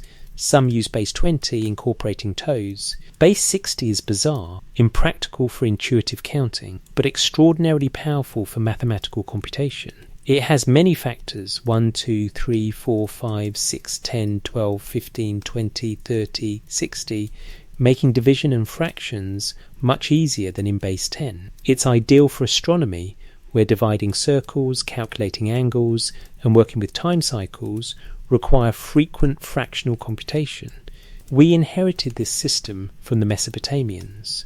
Our 360-degree circle, 60 times 6. Our 60-minute hour, 60-second minute, pure Sumerian base 60. Our division of the zodiac into 12 30-degree signs, Babylonian astronomy preserved through Greek transmission to medieval and modern astrology. We still use Mesopotamian mathematical structures 3,000 years after Babylon fell because they work, because they're mathematically elegant, because they were designed, and that's the word that fits, designed for astronomical calculation. Standard history says the Sumerians stumbled onto base 60 because it emerged from their system of counting using finger joints, or because of trade weights, or because of some lost cultural reason. But none of these explanations account for why they committed to this system so thoroughly that it pervades their mathematics, their astronomy, their timekeeping, their geometry. Everything quantitative uses sexagesimal notation. It's not a counting accident. It's a comprehensive mathematical framework deployed from the earliest period for which we have mathematical texts. What if it was taught? What if base 60 was transmitted as part of the Me, as one of the fundamental protocols Enki distributed, because it's the optimal system for astronomical calculation, and the Anunnaki knew this? You don't discover the optimal mathematical base through trial and error. You discover it through analysis, or you receive it from someone who already performed that analysis. The Muldo-Apin tablets contain intercalation rules, instructions for how to keep the lunar calendar synchronized with the solar year by adding extra months periodically. The lunar year is approximately 354 days, 11 days short of the solar year. Without adjustment, the months drift through the seasons, and agricultural festivals lose their seasonal meaning. Mul.Apin provides the solution. Add a 13th month when specific stellar risings fall on incorrect dates, using the stars as a check against which to calibrate the calendar. This is sophisticated metrology, requiring understanding that the solar and lunar cycles are incommensurable, that calibration is needed, and that stellar positions provide an independent reference frame. How did early Mesopotamian astronomers know this? The standard answer, through centuries of observation, noticing the drift, experimenting with fixes, eventually developing systematic intercalation. But the earliest calendars, we have evidence for already use intercalation. The solution appears immediately, as if it was implemented from the start, not discovered through long experience. The tablet also contains shadow length tables, recording how the length of shadows cast by a vertical pole changes throughout the day and throughout the year. These tables enable timekeeping and determination of cardinal directions, but they require geometrical understanding, systematic measurement, mathematical analysis of the ratios between shadow length and solar altitude. Again, this is present in the earliest systematic records, not developed gradually. At what point does accumulated present from the start stop being coincidence and start being pattern? When does they figured it out surprisingly quickly become an inadequate explanation. The conventional model says human innovation is persistent and clever. Given time and motivation, any culture can develop sophisticated mathematics and astronomy. This is true, but it doesn't explain why Mesopotamian astronomy starts sophisticated and stays sophisticated, why the foundational elements are in place from the earliest periods, why precision appears before gradual refinement. The alternative model is transmission. Someone knew, someone taught. The Sumerians received a template, not complete knowledge of all astronomy, but foundational principles, mathematical systems, observational methods, and key data points that enabled rapid development of a mature astronomical tradition. They then maintained and refined that tradition over millennia, copying tablets, training scribes, recording observations, but always within a framework established at the beginning. This is exactly what the texts claim. The heavens were organized by the Anunnaki. Celestial order was established by divine decree. Marduk, after defeating Tiamat, created the moon and assigned it its path. He organized the stars into constellations. He established the year by dividing it into months. He set the rules by which heaven and earth operate. Mainstream scholarship reads this as mythology explaining observed natural order. Ancient people saw the moon follow a regular path and invented a story about a god setting that path. But the texts don't describe discovery. They describe establishment. They use creation language, implementation language, organizational language. The heavens are arranged, not discovered. And humanity is taught to read that arrangement, given the knowledge to track celestial movements, instructed in the mathematics needed to calculate and predict. When the British Museum's K8538 planisphere tablet was translated, researchers found not just star positions, but what appears to be a computed trajectory, a calculated path through the sky marked with numerical notations. This is beyond observation. Observation tells you where something was. Calculation tells you where it's going. The tablet suggests the latter forward-looking computation based on understanding the mechanics of celestial motion. How does a culture develop predictive astronomy? The standard model requires long observation to establish that celestial bodies move in patterns, mathematical analysis to model those patterns, computational tools to project forward, and iterative refinement as predictions are checked against observation and models are adjusted. This is how European astronomy developed from Copernicus through Kepler to Newton, gradual improvement over centuries as observation and theory converged. Mesopotamian astronomy doesn't show this gradual convergence. It shows precision from early on, maintained and refined, but not fundamentally transformed. The models change. The late mathematical astronomy of the Seleucid period is more sophisticated than Old Babylonian methods, but the underlying accuracy, the attention to detail, the systematic approach, these are consistent from the earliest records we possess. The most generous conventional explanation is that the Mesopotamians were extraordinarily good astronomers, patient and clever, who happened to develop effective methods quickly and then maintained high standards for millennia. This is possible, but it requires assuming that every foundational element, sexagesimal mathematics, calendrical astronomy, systematic observation, geometrical analysis, computational methods, all emerged within a few centuries in the same place and immediately achieved a level of sophistication that would be maintained for 2,000 years. The alternative is that the foundation was transmitted, that the Anunnaki, whoever or whatever that term actually references, provided the framework, the mathematical system, the organizational principles, the key data sets, and possibly explicit instruction in methods, that the Sumerians then preserved and elaborated this framework, adding observations, refining calculations, extending knowledge, but always within a structure they didn't invent. If you were an advanced culture transmitting astronomical knowledge to a developing civilization, what would you give them? You'd give them mathematics suited to astronomical calculation, base 60. You'd give them observational targets, key stars and constellations, the planets, the moon. You'd give them computational methods, how to calculate cycles, predict events, track changes.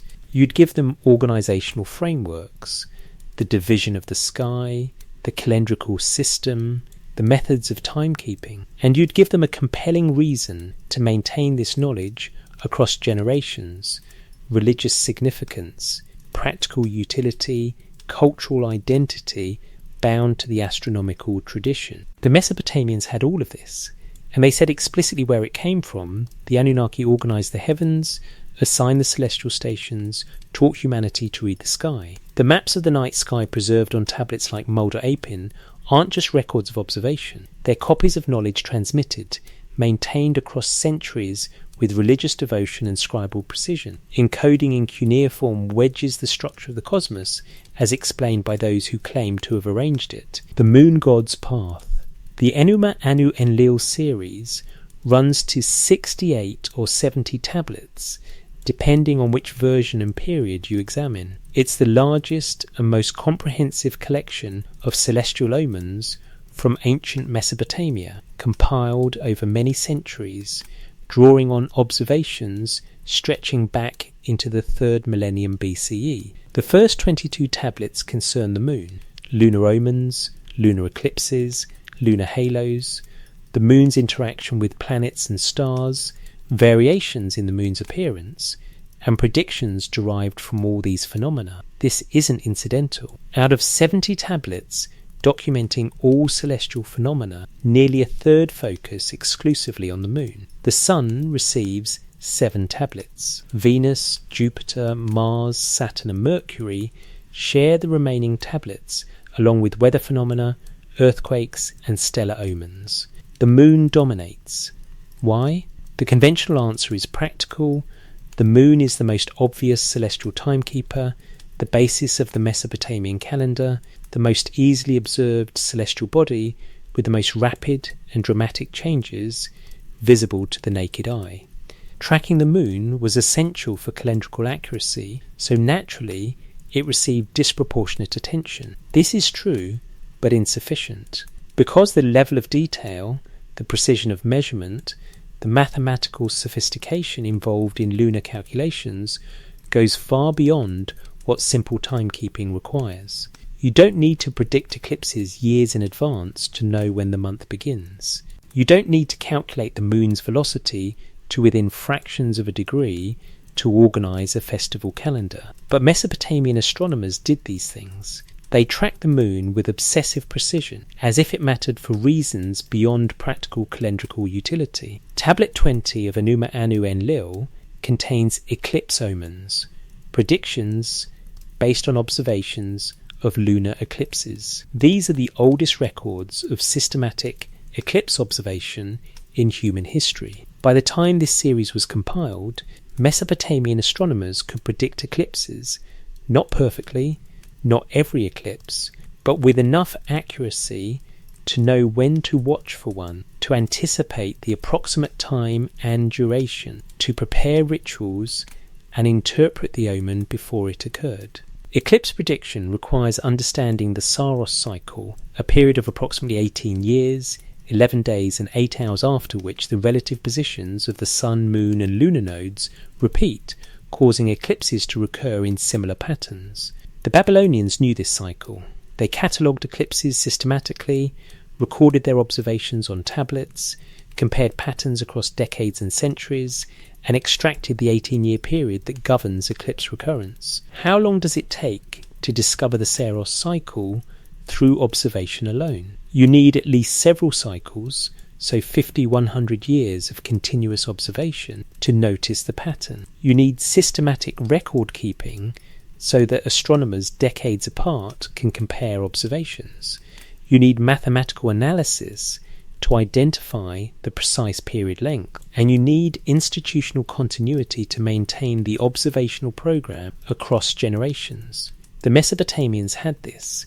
Their temple institutions provided continuity, their scribal schools transmitted knowledge, their tablet archives preserved centuries of records. By the 8th century, certainly by the 7th century, Babylonian astronomers were predicting eclipses systematically using the Saros cycle. But the omen series that records this knowledge was already ancient by then, compiled from older sources, copying observations that predated the Neo-Assyrian period by many centuries.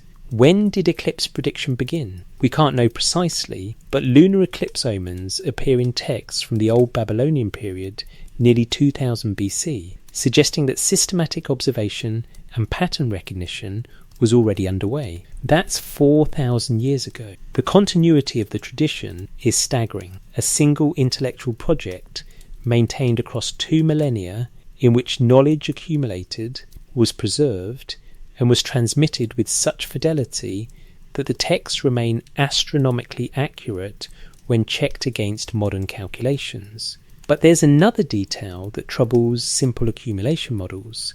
The accuracy isn't gradually improving from crude to refined. The earliest systematic records are already accurate.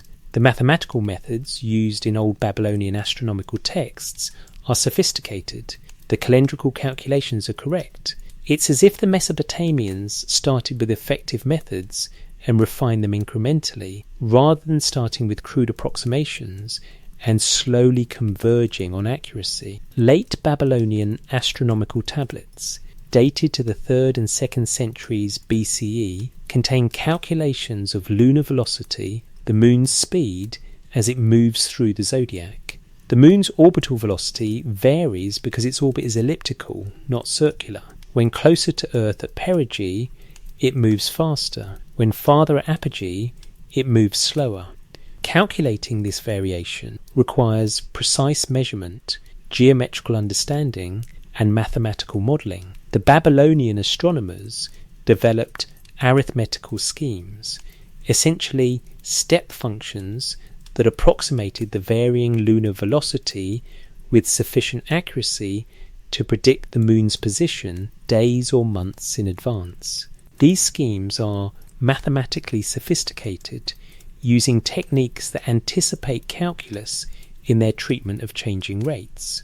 Modern scholars analysing these tablets have found the accuracy stunning. Predictions that match actual lunar positions to within fractions of a degree, using nothing but arithmetic, pen, and tablet. How did they develop these methods?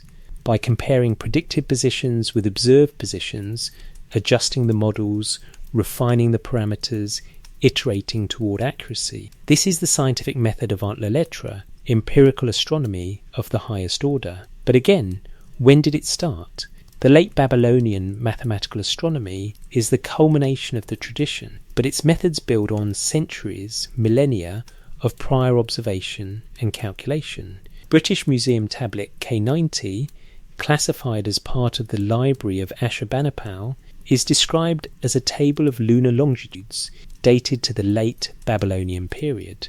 It contains columns of numbers representing the moon's position along the ecliptic over successive months. This is raw computational data, the working material of astronomical prediction. Dozens of such tables have been excavated, tablets covered entirely with numbers, no text, just columns of calculations recording lunar and planetary positions. These tablets are boring in the way that spreadsheets are boring. They're not literature, they're not mythology, they're data. And they're accurate data systematically organised, preserved across generations, because the knowledge they encoded was valued, needed, maintained as essential cultural capital. The moon god Sin, called Nana in Sumerian, governed this domain. He was the firstborn of Enlil, lord of the calendar, illuminator of the night, measurer of time. His primary cult centres were Ur in the south and Haran in the north. The great ziggurat at Ur, built and rebuilt over millennia, was dedicated to Nana Sin. The kings of Ur took names incorporating the moon god's name, Ur-Nammu. Builder of the ziggurat, Shulgi, who reigned 48 years and claimed divine status. The moon was royal, authoritative, fundamental, but beneath the religious veneration was technical precision. The priests of Sin's temples were astronomers. They tracked the moon's phases, predicted eclipses, calculated calendar dates, determined festival time. They maintained the astronomical tradition. The temple wasn't separate from the observatory was the temple. Religious duty and scientific practice were unified in the service of the moon god, who was simultaneously a deity to be worshipped and a celestial object to be measured. In the temple hymns, Sin is described as travelling across the sky, following his assigned path, fulfilling his divine duty to mark time and illuminate darkness. But the same texts that call him Lord of the Calendar also contain implicit calendrical calculations, references to intercalation, acknowledgements that tracking the moon requires precision. Enheduanna's hymn to Nana describes the moon god as illuminator of heaven and earth, as firstborn son of Enlil, as the one who determines the destinies. The language is devotional, but the attributes are specific. Illumination, the moon's light, firstborn, temporal priority, the first station, determining destinies, prediction, future knowledge derived from lunar observation. The theological language encodes astronomical function. When texts describe Sin travelling his path across the heavens, they're not simply anthropomorphizing a natural phenomenon. They're describing observed regularity, the fact that the moon follows a consistent path through the constellations, repeating its circuit each month, maintaining its phases in predictable sequence. The Mesopotamians observed this. They measured it. They calculated it with precision that rivals modern ephemerides. And they said this path was assigned by divine decree, that Sin was given this route as his station, his responsibility within the organized cosmos. If you wanted to mark something in the heavens, if you wanted to establish a location that humans could find and track, the moon would be the obvious choice. It's close, bright, constantly changing in a regular pattern, impossible to ignore. It's the first celestial object anyone notices after the sun. It governs the night. It marks time. And according to Mesopotamian texts, it was the first station assigned to the Anunnaki after cosmic organization, the threshold between Earth and the higher celestial realms. The precision with which the Mesopotamians tracked the moon isn't just impressive ancient science. It's devotional intensity directed at a specific target. They measured the moon as if it mattered immensely, as if understanding its movements carried significance beyond calendrical utility, and their texts say explicitly why. Because the moon was the station of Sin, the firstborn, the representative of divine order in the heavens, the marker that connected Earth to the realm of the Anunnaki. What were they tracking? The texts say the path of the god. The mainstream says the orbit of Earth's natural satellite. Both statements describe the same observable phenomenon, but the Mesopotamian understanding embeds a claim. This path was assigned. It's not random, it's not just physics. It's organized, deliberate, meaningful. And tracking it, measuring it with mathematical precision, predicting its changes, noting its interactions with other celestial bodies, is how humanity maintains connection to the knowledge the Anunnaki established.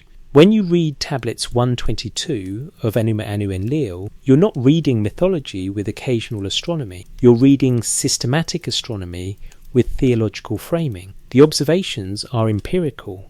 The calculations are mathematical. The omens interpret the observations, but the observations themselves are accurate, replicable, confirmed by modern astronomy. These people knew what they were looking at. They tracked it with care. They recorded it with precision. They transmitted it across millennia. And they said, consistently, that this knowledge came from the gods, that the moon's path was Sin's path, that the celestial order was organized by divine decree and taught to humanity by the Anunnaki. The moon wasn't just a calendar, it was the first marker, the nearest station, the threshold where heaven and earth met. And whatever the Anunnaki left in the heavens, whatever knowledge or information or repository or meaning was embedded in celestial order, the moon was the first place to look, the obvious marker, the sign that anyone who knew how to read the sky would notice first. The Mesopotamians noticed.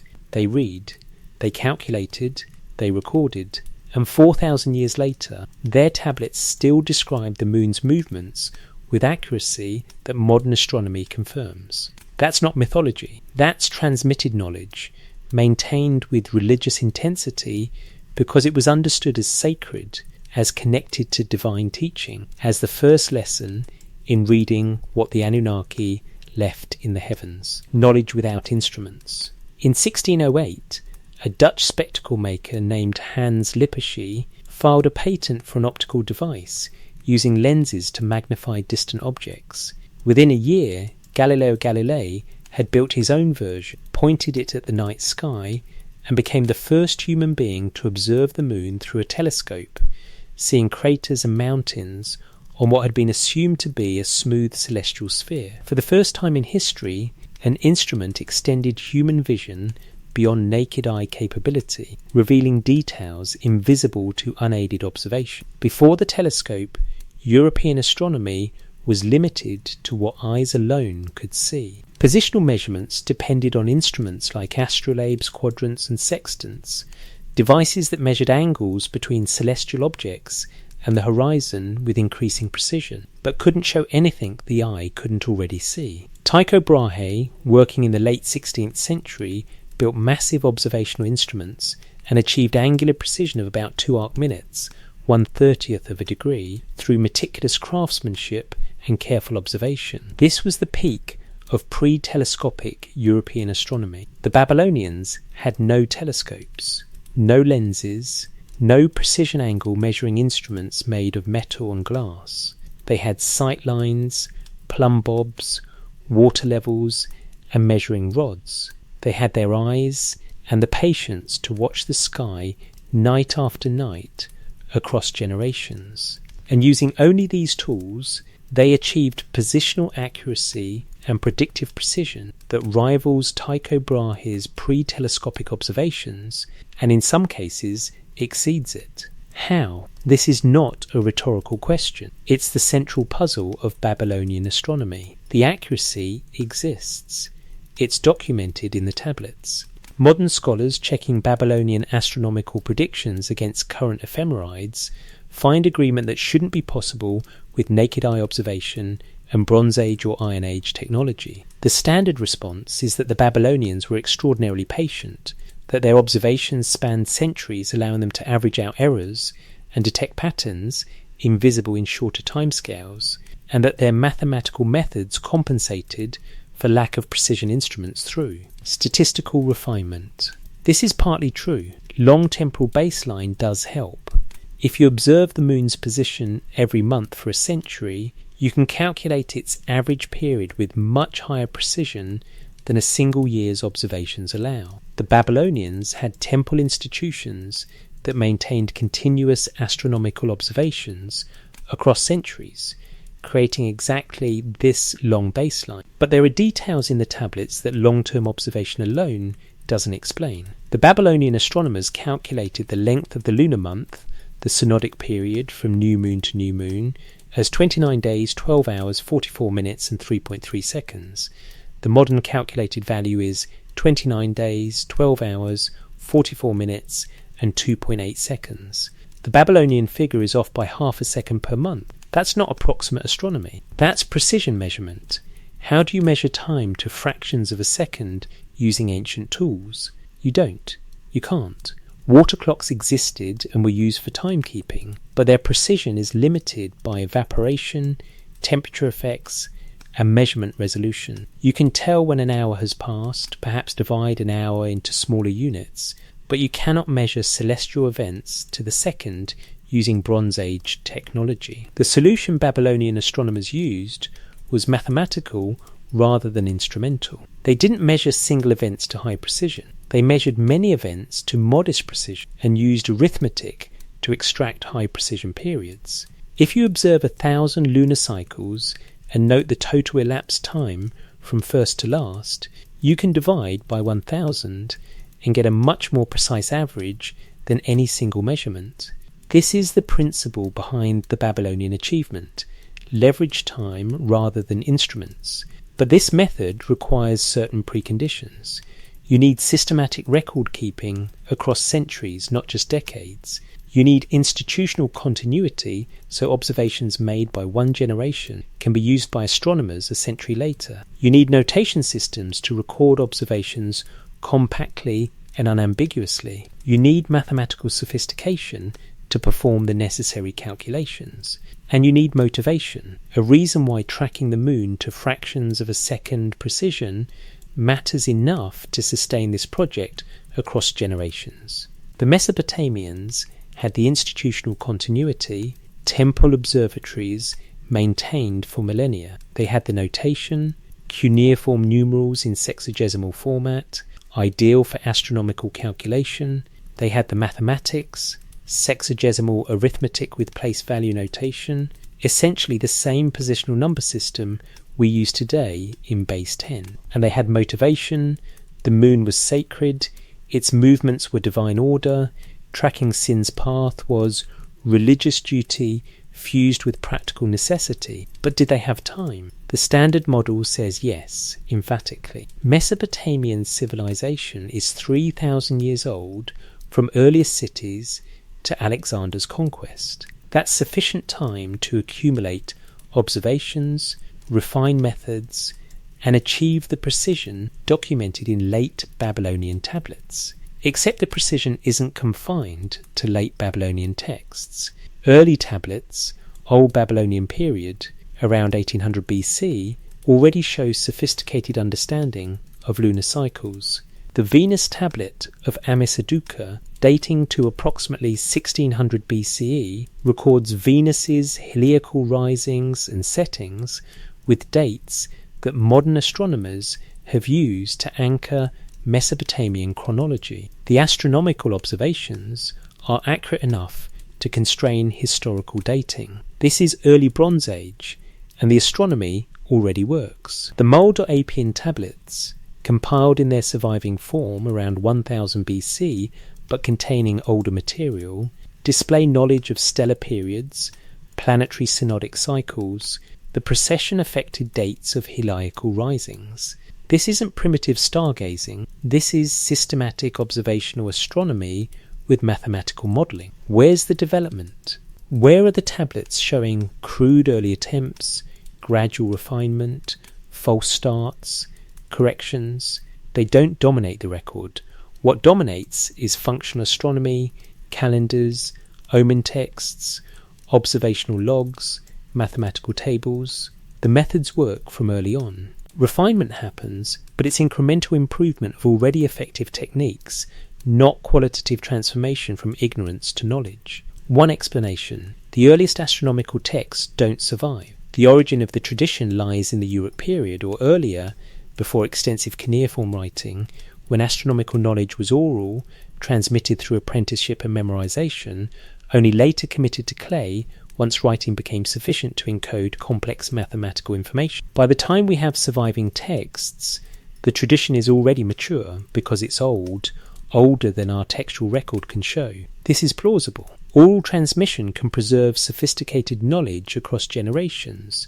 Indigenous astronomical traditions worldwide demonstrate this. But oral transmission typically preserves qualitative knowledge, which stars rise when, the patterns of the seasons, navigation techniques. It doesn't typically preserve quantitative precision, fractions of degrees, fractions of seconds, numerical parameters of mathematical models. Yet the earliest surviving Mesopotamian astronomical texts are quantitative. They record numbers, dates, periods, angles.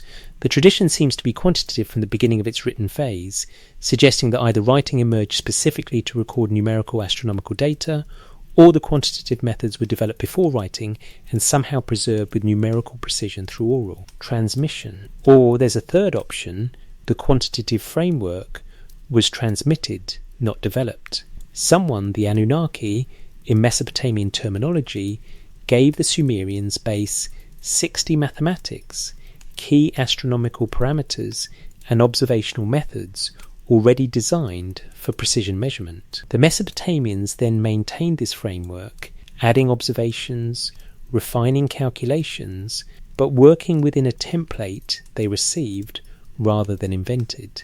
This is precisely what the texts claim. Knowledge of the heavens came from the gods. The cosmic order was established by divine decree. Humanity was taught to read the sky. The precision appears early because it was taught early, transmitted as part of the package of knowledge that bootstrapped Sumerian civilization. The mainstream rejects this interpretation as unnecessary, preferring to assume human capability is sufficient given enough time. But enough time remains ambiguous. How long does it take to go from casual sky watching to precision measurement of lunar velocity to sub-second accuracy in calculating the lunar month? Europe took roughly 2 millennia from Greek mathematical astronomy to Kepler and Galileo. Mesopotamia shows comparable sophistication appearing within a few centuries of the earliest written records, possibly much earlier if the tradition predates writing significantly. Either Mesopotamian astronomers were far more efficient at developing observational methods than their European successors, possible but requiring explanation, or they started from a more advanced baseline with foundational principles already in place, allowing rapid progress that European astronomy lacked. The mathematical astronomy of late Babylonian tablets uses arithmetical schemes, sequences of numbers that model varying celestial velocities, eclipse cycles, planetary positions. These schemes are essentially algorithms, step-by-step procedures that convert input dates into predicted positions. Modern historians of mathematics analyze these algorithms and find them sophisticated, efficient, mathematically elegant. They're not brute force solutions. They're clever, optimized for accuracy with minimal computational effort. Who designed these algorithms? They appear in tablets from the 3rd and 2nd centuries BCE, authored by named scribes working in temples at Babylon and Uruk. These scribes built on earlier methods, refining and extending them. But the underlying approach, arithmetical modelling of celestial motion, doesn't have a documented origin. It's present when systematic mathematical astronomy appears in the textual record, as if it was the natural way to do astronomy, not one option among many that was eventually chosen after experimentation. The sexagesimal system itself is suspicious in this regard. Base 60 is perfect for astronomy. It makes division easy, fractions clean, angular measurement natural. But why would farmers or traders spontaneously invent base 60? They wouldn't. They'd use base 10 like most agricultural societies. Unless someone taught them base 60 specifically for astronomical purposes, demonstrating its utility for celestial calculation, and the system proved so effective that it was adopted comprehensively for all mathematics. This is speculation, but it's speculation that fits the pattern. Tools appear optimized for astronomy from the beginning, as if astronomy was the priority that drove mathematical development, rather than mathematics being developed for mundane purposes and later adapted to astronomy. The Mesopotamians said their knowledge came from the Anunnaki. They said the heavens were organized by divine decree. They said sin travelled his assigned path, following divine order. These claims are consistent with a model where astronomical knowledge was transmitted, where someone with existing understanding of celestial mechanics taught early Mesopotamian priest astronomers the mathematical tools, the observational methods, and the specific parameters needed to track the moon, the sun, and the planets with precision. That precision exists. It's not disputed. Babylonian lunar theory produces accurate predictions. The question is simply where it came from, slow accumulation from scratch, or rapid elaboration of transmitted foundational principles. The texts argue for the latter. The anomalous precision argues for the latter. The optimized mathematical tools argue for the latter. And the moon, tracked with obsessive detail to sub-second precision across millennia, stands at the centre of this knowledge, the first station, the nearest marker, the celestial body whose movements the Mesopotamians knew better than any other, as if they'd been told it was important, as if someone had said, watch the moon, track it precisely. It's the first lesson, the threshold, the place where heaven and earth meet, and understanding its path is understanding divine order. Knowledge without instruments shouldn't produce this accuracy, but it did. Either we're underestimating human capability, or we're misunderstanding where the knowledge originated. The Mesopotamians told us. Perhaps it's time we took them at their word. Gifts from the Abzu. The concept of the ME permeates Sumerian thought with a specificity that resists easy translation. These weren't abstract principles or vague divine powers. The texts enumerate them, over 100 discrete ME covering everything from kingship and priesthood to metalworking, leatherworking, music, sexual intercourse, truth-telling, and the destruction of cities. Each ME was a distinct thing, portable, transferable, capable of being possessed, stolen, given away. In the Descent of Inanna, preserved on British Museum tablet K162, the goddess visits Enki in his Abzu sanctuary. He greets her with abundant beer. As he grows drunk, Enki offers Inanna the ME one by one, and she accepts each, loading them onto her boat. When he sobers and realizes what he's done, he sends demons to retrieve them, but Inanna escapes to Uruk, bringing the ME to her city. The ME have been relocated. Knowledge has moved from one repository to another. This is an allegory about cultural influence. The text describes physical transfer of discrete objects that embody capabilities. With the ME, Inanna's city can perform functions it couldn't before. The ME enable their technologies, protocols, procedures, packages of know-how that require possession to access. Enki, dwelling in the Abzu beneath Eridu, was their original keeper. His temple was described as the place where the ME are perfectly executed, where decisions about their distribution were made.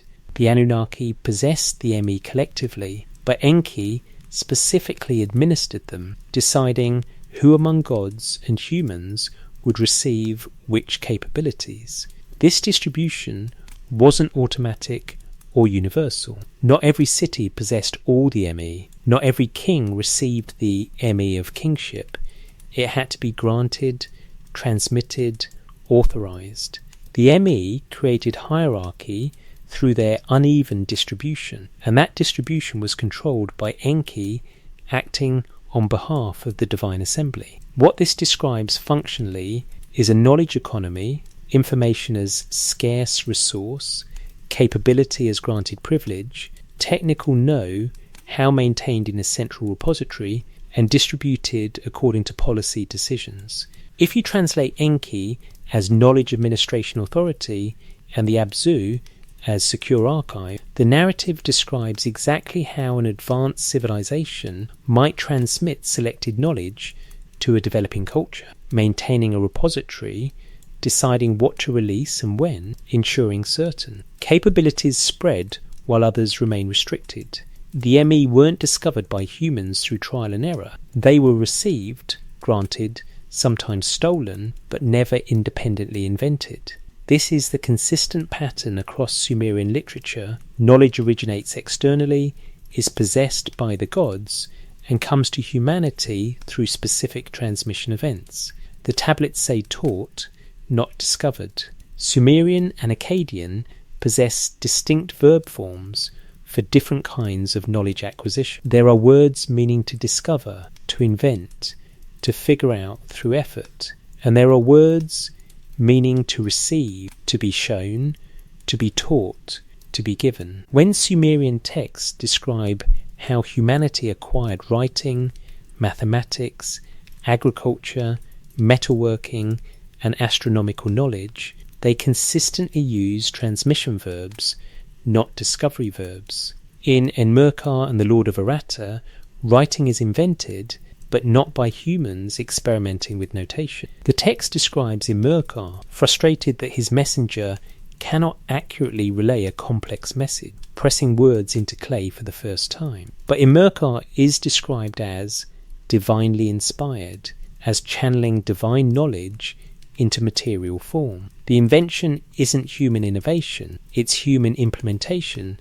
of divine instruction. Administrative texts from the early dynastic period refer to temple officials as those who know the divine ordinances, who have been shown the proper procedures, who execute the ME correctly. The language emphasizes reception, and correct implementation of existing protocols, not innovation or experimentation. Mathematical tablets from scribal schools show student exercises, multiplication tables, division problems, geometrical calculations.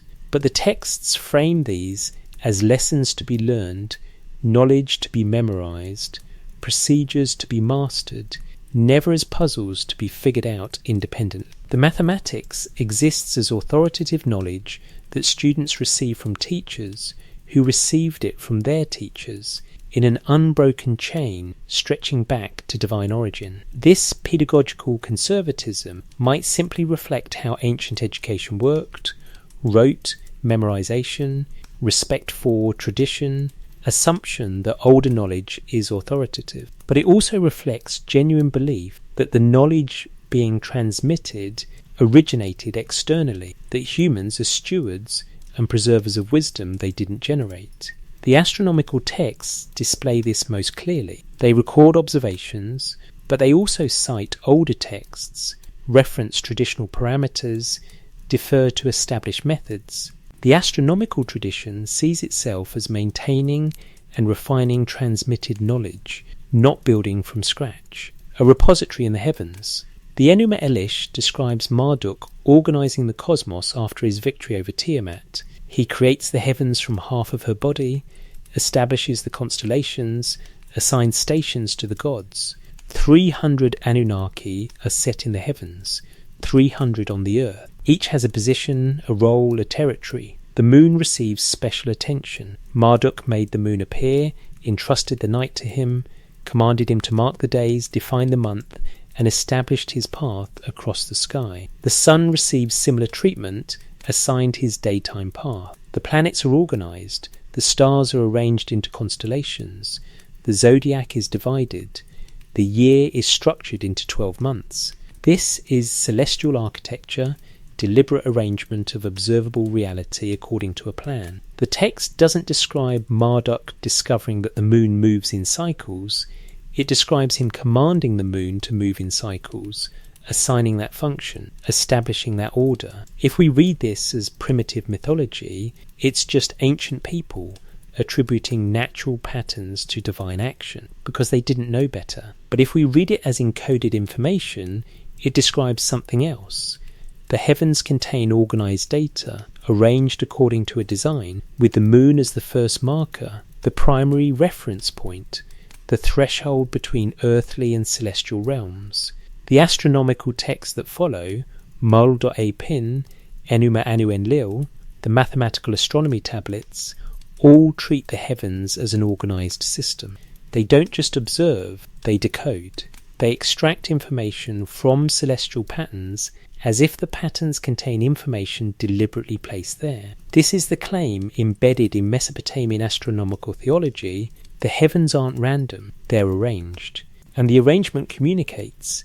It tells time, marks seasons, predicts events, demonstrates order. The moon, as the most obvious and precisely tracked celestial marker, becomes the primary text to be read, the first lesson in understanding what the Anunnaki established in the sky, what the mainstream cannot explain. Academic Assyriology has produced rigorous translations, detailed astronomical analysis, and comprehensive understanding of Mesopotamian mathematics. Scholars can read the texts, verify the calculations, and confirm that Babylonian astronomy works. But three anomalies resist comfortable explanation. First, the rapidity of sophistication. Complex civilization appears explosively in Sumer, with writing, mathematics, and institutional structures already in place. The standard model requires longer development times. Second, the precision appears too early. Astronomical accuracy should improve gradually, but Mesopotamian astronomy starts accurate and stays accurate, suggesting foundational principles were in place from the beginning. Third, the base 60 mathematical system is optimized for astronomy in ways that spontaneous development from counting or commerce wouldn't produce. It appears designed for celestial calculation. The mainstream response invokes human cleverness, long time scales, and lost evidence. Perhaps the development happened earlier than surviving texts show. Perhaps the Sumerians were exceptionally talented.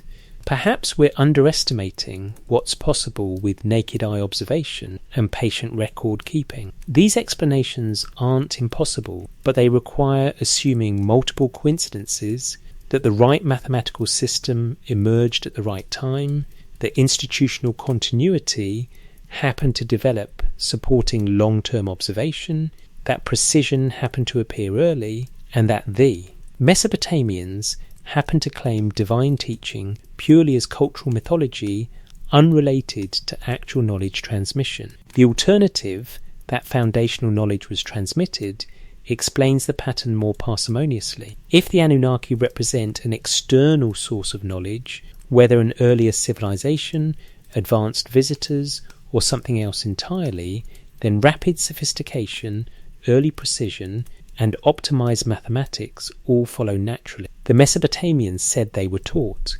The evidence is consistent with that claim. 3 ways to read the same clay. Every Mesopotamian astronomical tablet can be read 3 ways, and all 3 readings might be simultaneously true. Reading 1, pure mythology. The gods, the Anunnaki, the entire theological framework is human invention. The astronomy is real, but the divine attribution is cultural packaging, the way ancient people made sense of natural phenomena they observed, but couldn't scientifically explain. Reading 2, encoded wisdom. The gods are personifications of natural principles, psychological archetypes, or philosophical concepts. The texts transmit wisdom about order, time, pattern, and meaning using narrative and theological language, but they're ultimately about human insight into the structure of reality, not about literal divine beings. Reading 3, historical documentation. The Anunnaki were real, not supernatural gods, but beings with advanced knowledge who interacted with early humans. The texts preserve memory of that interaction, using the conceptual vocabulary available to Bronze Age scribes, theological language, divine narratives, mythological elaboration on historical core events. Modern scholarship strongly prefers reading 1, occasionally entertains reading 2, and rejects reading 3 as pseudoscience. But reading 3 doesn't require believing in magic or supernatural intervention. It only requires taking seriously the Mesopotamian claim that their knowledge came from an external source, that civilization was taught rather than independently invented, and that the gods were real entities, however we define that term, possessing knowledge they transmitted to humanity. The astronomical precision supports reading 3. The linguistic patterns support reading 3. The consistency of the transmission narrative supports reading 3. None of this proves reading 3 is correct, but it establishes it as a legitimate interpretive possibility that explains the evidence at least as well as conventional models. The question written in stars. The fragment in London sits in its drawer, catalogue number K8538, a circular piece of clay marked with wedge impressions that map the night sky. The calculations it contains work. The trajectories it describes match reality. The knowledge it preserves has survived 4,000 years. The Sumerians said this knowledge came from the Anunnaki, beings who descended from heaven, organized the cosmos, and taught humanity to read the celestial order they established. They said the moon was the first station, the nearest marker, the threshold where heaven and earth met. They tracked that moon with obsessive precision, measuring its movements to fractions of seconds, maintaining that knowledge across millennia through temple schools and scribal traditions. What was preserved? What did they leave? Not physical artifacts on the lunar surface. The texts don't claim that. What they claim is that knowledge was transmitted, that the heavens were deliberately organized, that celestial patterns contain information for those who learn to read them, and that the moon, as the most obvious and precisely trackable celestial body, serves as the primary text, the first lesson. In understanding divine order, whether divine order means literal gods, advanced predecessors, or something else entirely, that question remains open. But the precision survives. The calculations work. The knowledge was real, was transmitted, was preserved with religious intensity because it connected humanity to something beyond itself, something the Mesopotamians called the Anunnaki and associated with the heavens. The moon rises tonight as it always has, following the path sin was said to govern, moving through phases the Babylonian astronomers predicted with accuracy that rivals modern ephemerides. 4,000 years ago, scribes pressed wedge marks into wet clay, recording those movements, preserving that knowledge, maintaining the tradition they said came from the gods. The tablets remain, the question remains, and the moon continues its precise path, the first station, the nearest marker, still visible to anyone who looks up.